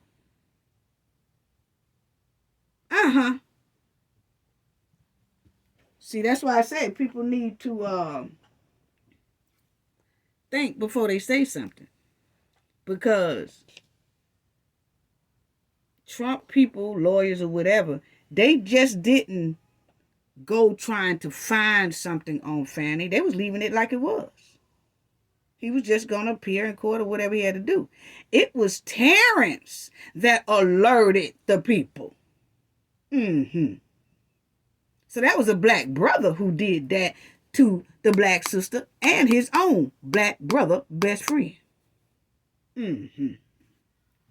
So anyway, y'all can miss me with all that. It's not a race thing at all. It was another brother who told on the brother and sister. And people want to pull a race card. It wasn't a white man that told on them. It was a black man. Come on now. But anyway, Fani done fanned her way up there on the church ground telling tales. So just let me say this. I was disappointed when I saw Fani run to that black church and lie to the church congregation.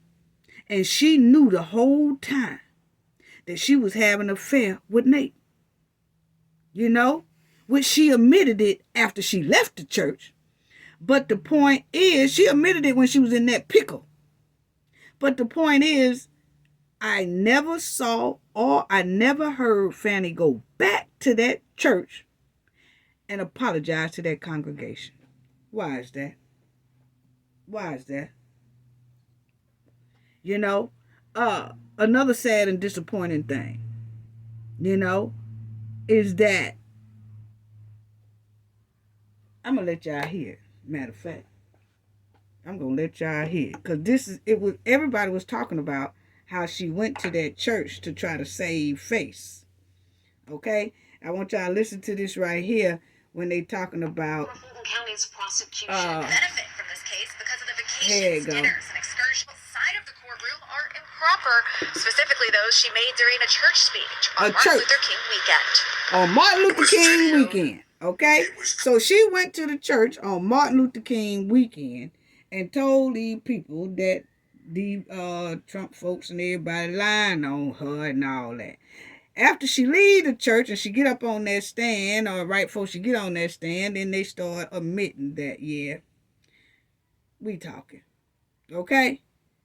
Now, the thing is, she never went back to apologize to that church for lying on that pulpit to the congregation at all. And another sad and disappointing point is almost half the church folks in that church knew Fani was lying on that pulpit. They knew it, but they turned their backs on that Bible for Fani to lie to the congregation and use the race card. Only because she's a DA, they let her sit up there and use that church. Because most of them about knew she was lying anyway. She used a race card in that church, but didn't tell the church about the romance card on her and Nathan at all. When Fani used that race card on that congregation, almost everyone in there knew she was telling a tale. But they took off their thinking caps because she's a DA. And because she's valuable to them. Yeah. See, they just turned their back on doing what's right. Like, no. Look here, baby. Can't come in here using the church. You can't come in here using the church because something just stinks around here. No, they let her go up in there and lie to the church congregation. And it wasn't about race at all. It wasn't. It was a brother who told on the brother and the sister. But they let Fani use that church to lie in public. People have the nerve to wonder why a lot of church congregations is getting smaller and smaller by the month. And why they in struggling mode in those churches, most of them. Because people they fading away. Y'all gonna hear a lot of playing, hooping, hollering. That's what they do at the park. But they all on the park, beaches and all that because it's spring break. But check it out. Well, it's spring break for some, not all. But anyway, you could tell that a lot of people stopped going. And the churches, most of them are in struggling mode. Because people is fading out. Because they fading out their trust. It's hard to trust. Because if she stood right up there and told that tale, why should people trust her? And then the thing is when Fani did that, she used that church crowd. And they was outraged, some of them, thinking it had something to do with race. And it did. So you're going to get the church all in an uproar. Get the people in the church to start acting a fool out here in public when really it's not the case. Y'all really was talking. And Nathan told on y'all. Another brother. It wasn't no white person at all. So Fani used the church to save her and Nathan's ass. She lied to the church to save her and Nathan's ass. She played on the congregation top for her and Nathan's ass. Then almost had everybody in a big outrage about this over a lie. That's dangerous. I'm just saying. I'm just giving it how it is. You know, she didn't care nothing about that church or the people in it or the Bible that was standing in front of her. None of that. Because she sat right up there and lied. And got everybody outraged about it. Oh, they pulling the black card on our sister. They trying to throw our sister up under the bus. Oh, they trying to take our sister job. Oh, they trying to... And the whole time, it was a brother named Terrence Bradley who did it the whole time. And Fani knew what she was telling that church was a lie. But she did it anyway. Come on now. She could have went anywhere else, like a park, a community center, or something like that, and told that big ass lie. Why the church? Why play on the tops of the church? That's another thing that says entitlement written all over. Boy, I tell y'all. Boy, trying to get these black people in the uproar over there in Georgia, talking about some race card, and the whole time it was a big old lie. And now they got it to where this is the update. Now they have it to where I'm gonna show y'all this right here. Now they have that they done found out that Nathan had the keys to the garage doors. Look at that. They said right there, Nathan Wade had garage door opener to his and Fani's Willis love nest. Come on now. Come on now. Then they done subpoenaed Delta, family. These are all the updates.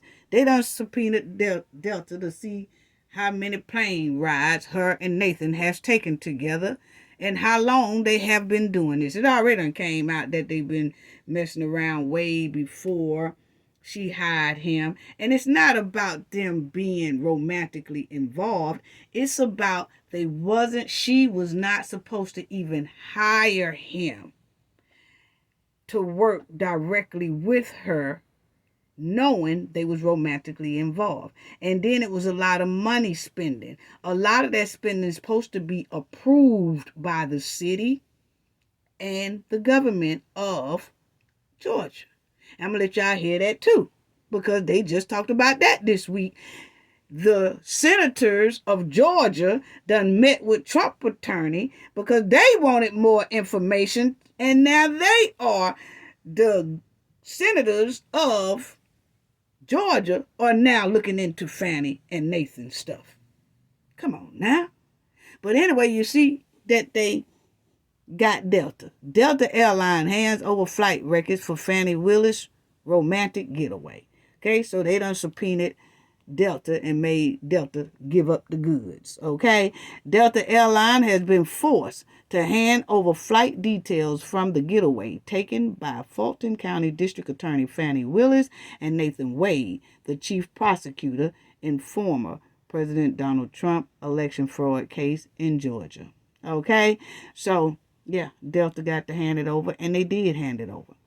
Then you'll see here, Fani Willis warned Nathan Wade's lawyer, meaning Terrence Bradley, to stay quiet about affair. So now they saying they have evidence of Fani calling or texting Terrence and telling him to be quiet and don't say nothing because they after us. They are coming after us. Okay, so now they saying that's why Terrence got on the stand acting dumb, because Fani had already got to him and told him to stay quiet.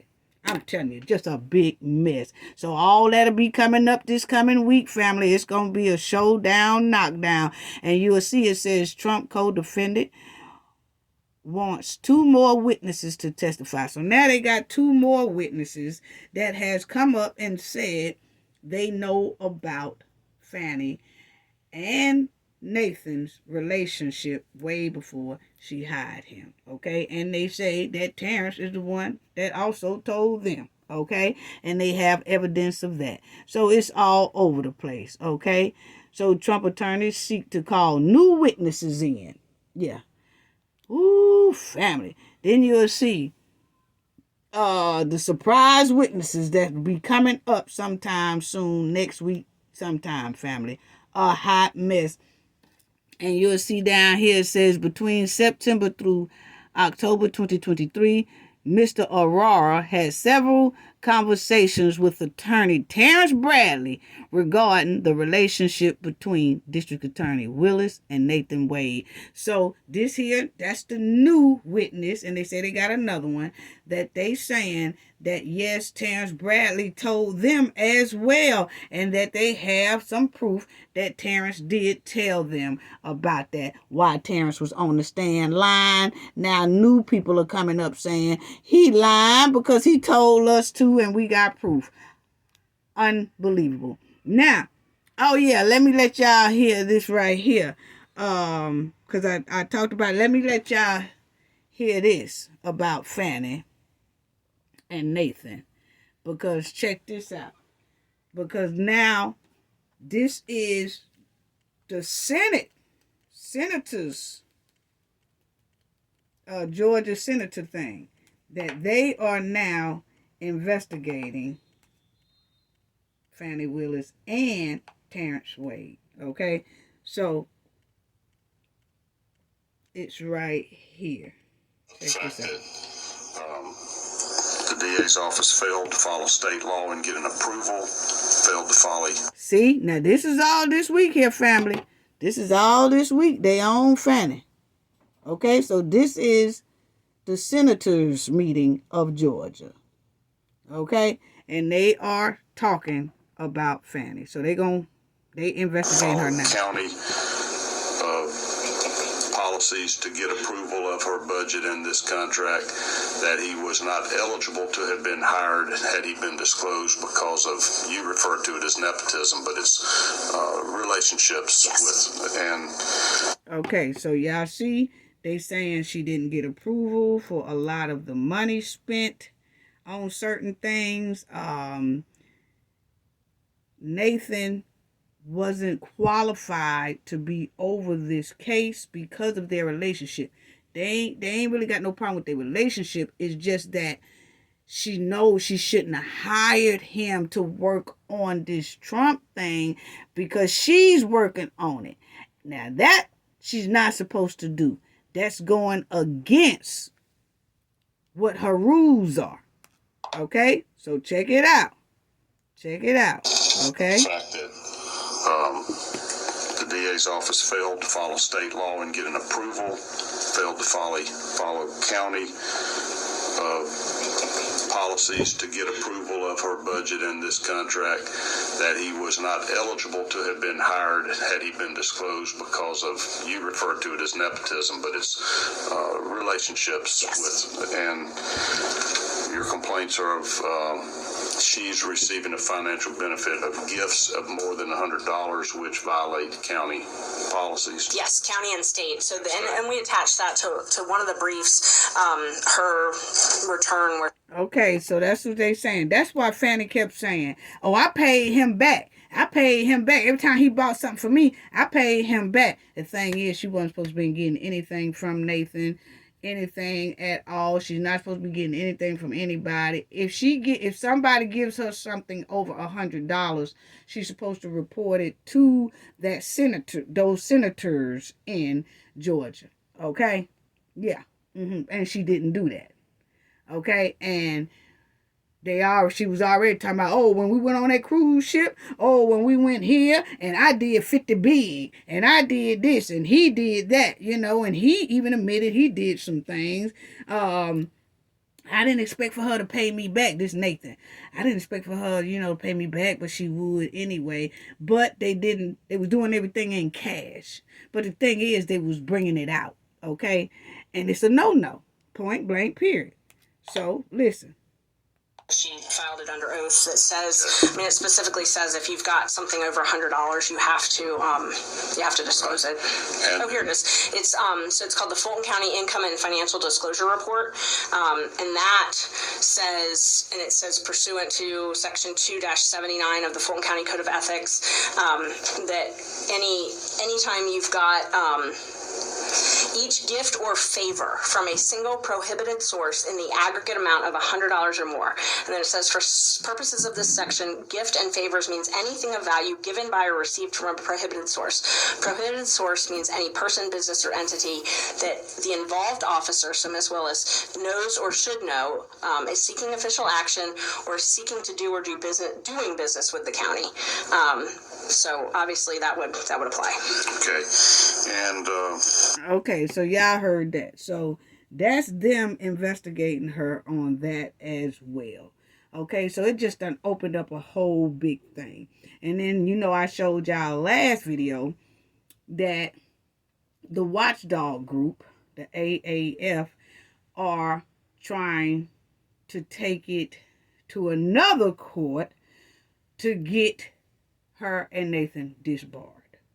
Okay, so now listen to this. To respond to your open records request and potentially giving false testimony under oath if your version of facts is proven to be true. Yes. Okay.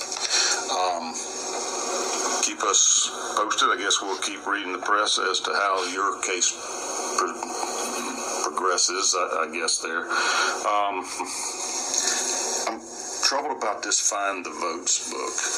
Are you saying that the prosecutor has been discussing an ongoing prosecution and her prosecutorial strategy and indictment strategy to authors of a book during the course of the prosecution? Yes. And that book has now come out? It is. I don't think I brought it with me. Now they're saying, family, that Fani has a book out. but the book is written by somebody else, but Fani gave them the information to put in the book, which is a no-no. You're not supposed to tell anything about inside information and all that about a case that is still ongoing, because the Trump case is still ongoing in Georgia. But they're saying that the book is out. They don't know if she's profiting from the book, but now they finna look into that as well. Ooh-wee. No, I have a copy. We admitted a copy at the hearing. No, it's out there. It was published. You know. Is that a violation of ethical obligations in some way to be publicly discussing, just like the public statements you made about the guilt of a defendant, etc.? Yes, definitely, and we allege that and argued that as far as forensic misconduct.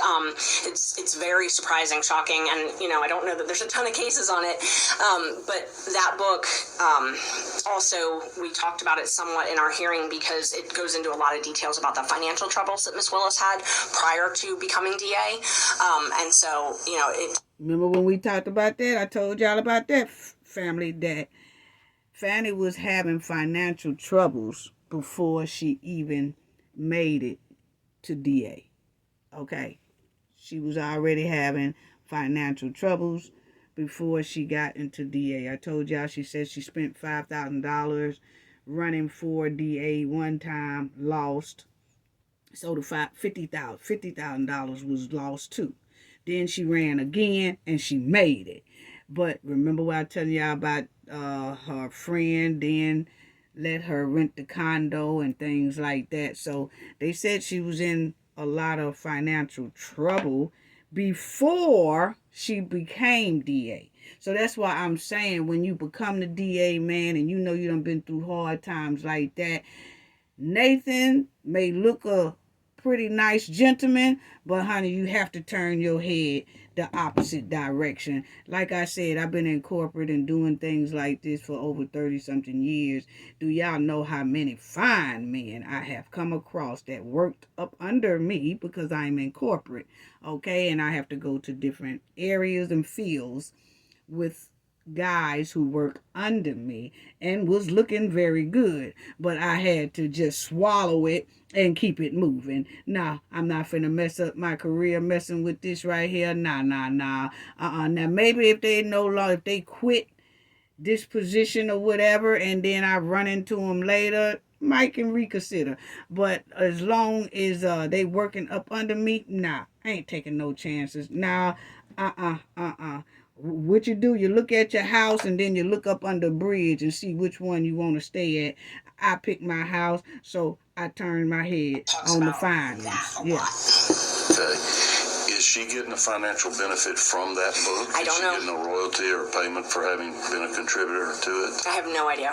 Okay. But I know her dad testified that he was interviewed for it. He came to the district attorney's office and was interviewed for it as well. And I think that was... The bottom line is, Georgia senators over there, big wigs, are now looking into Fani too, about her not reporting a lot of things that she should have reported to the senators and everybody else. She's supposed to get permission to do certain things that she was doing with Nathan, and she wasn't, for his job related.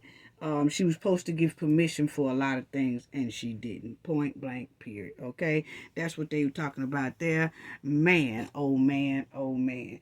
And then I just want to show y'all this right here as well. They done gave Russell Wilson the boot. They done gave him the boot. Denver Broncos done gave him the boot. So he is no longer got that $242.6 million contract. It gets cut by Denver Broncos. So they done booted him. They said he was not cutting the mustard. I'm sorry. They said, no, you're not cutting the mustard, baby, so we gotta let you go, okay? Russell Wilson, they having a big barbecue, and the Broncos said that he don't come with the grill. How in the hell is they gonna do the barbecue when he ain't got the grill, okay? You can't cook no meat. You can't get nothing done. None of that if the grill ain't there. So he missing the big part, the grill. And that's basically what a quarterback is, the mainspring, okay? And he was not cutting the mustard. So Russell was coming to the barbecue, and he was not having the grill, and so everybody couldn't get nothing done. So they done let him go. They say he's not cutting the mustard, and of course Sierra's standing behind him. He wrote this long old speech about he really appreciated the Broncos, his team players, and all that. But he basically wrote that because he want another position, most likely. We don't know. I don't see nobody picking Russell up in 2024. I think that he's not probably going to be able to play 2024 because Russell is very, very arrogant, and he has this thing. I don't think he will be a second string for nobody, okay? Cam Newton was a starter, and he went to second string. Teddy Bridgewater from New Orleans, he was the starter, and then he went to a second string, Jameis Winston from New Orleans, quarterback. He was the quarterback starter, then he dropped to second string. I don't think Russell has it in him to where he gonna drop to second string. I think if he don't get the head quarterback position, he just not gonna play. Point blank, period. I don't think he's gonna do it, family. I really don't. So, but him and Sierra got enough money to just go ahead on and do their thing. He really don't have to play no more football for real, if you ask me. Him and Sierra, they got it going on. He don't really have to play football. He got it. He got enough in the bank to hold him out. He don't have to play. But I can't see. I know he probably still wants to play, but I can't see a team picking him up right now because I'm telling you, Russell was not playing good on that field at all. That's to me, my opinion. And evidently it was the Denver's opinion too, because they just dumped him. So they don't want him, and that's it on him. I'm sorry. They don't want you, Russell. Good luck for whatever you're going to do in the future. And then you see Sierra, she going to tweet out, one of my greatest inspirations. I love you. Number 3. Yeah, you're supposed to say that because that's your husband or whatever. But even making that tweet is not going to get him no job, Sierra. So just sit back. I believe you the one that got him all off cue anyway, because Russell was doing fine. I don't know, all them babies and the man got lost of focus. That's what I see. I'm sorry. I ain't blaming the girl, Sierra, or nothing like that. But I do think that Russell just did not. He wasn't, I don't know. Let's move on. Let's move on to our brother here. Okay?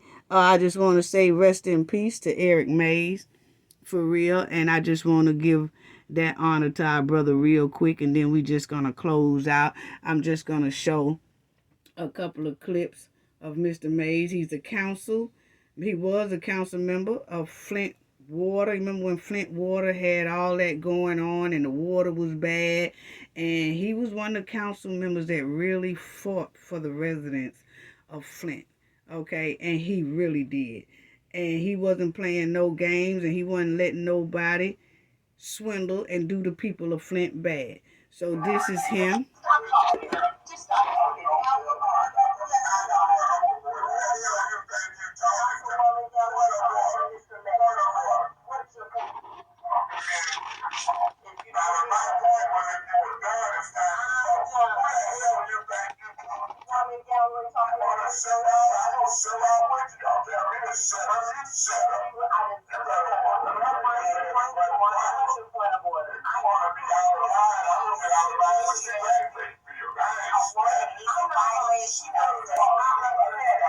Now y'all know he was not no joke. He always I'm talking about, you just couldn't he wasn't no joke. He wasn't no joke. So listen.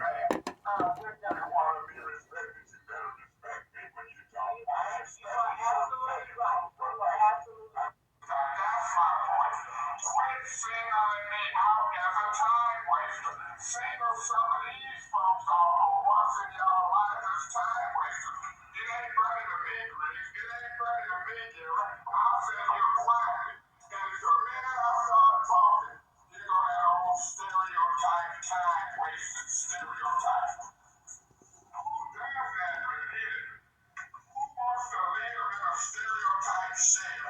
Black lady, first world conflict, wasting time. He's irrelevant. Don't y'all get it? We went through this with Jerry and Jackie popping up, putting a hand up in my face.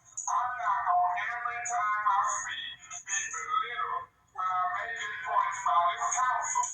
Don't y'all get it? All right, please, dark and black and Miss Galloway, you ain't gonna let them mess up these meetings and then leave with their cronies.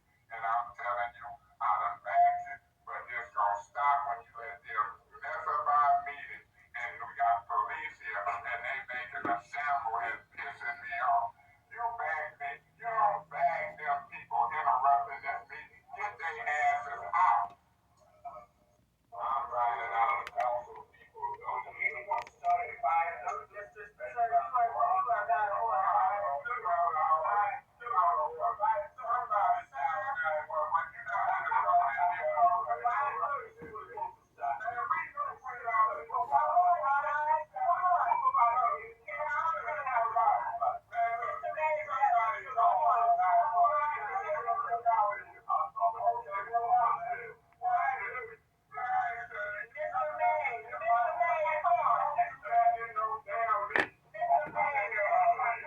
Now, Mr. Mays is not no joke. I just wanted to show he was not playing with people. Definitely, he was not playing with the people at them city council meetings at all.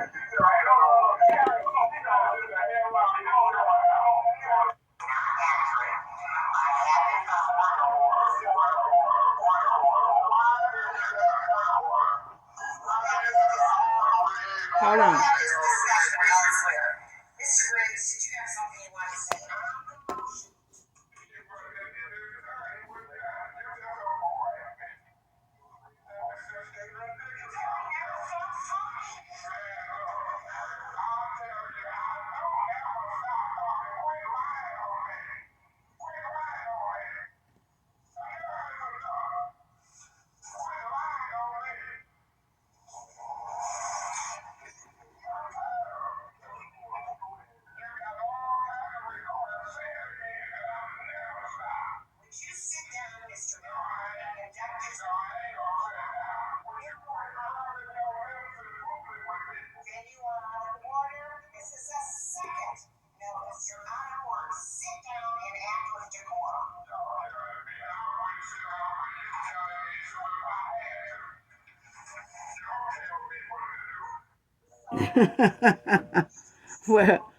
well, family, I just want to say we gonna get that brother his flowers and rest in peace.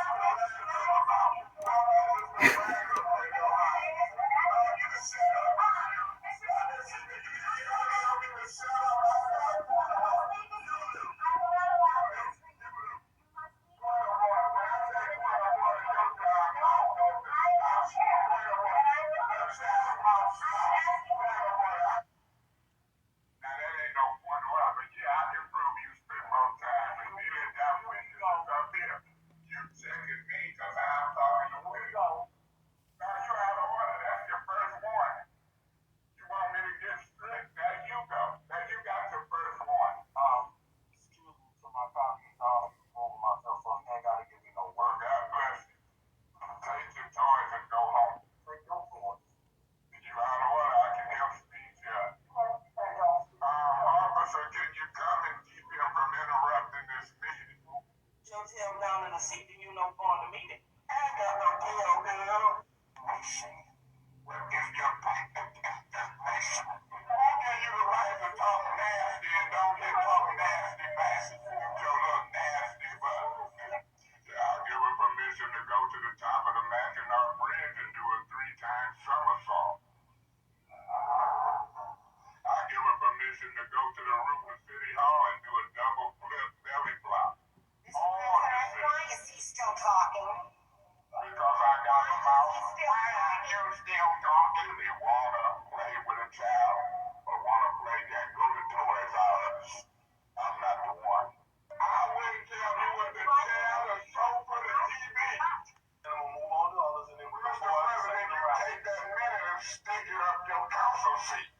Outfit for you. If you want to put this on and clown, he's ready for you. Because when you clown, I'm a double clown.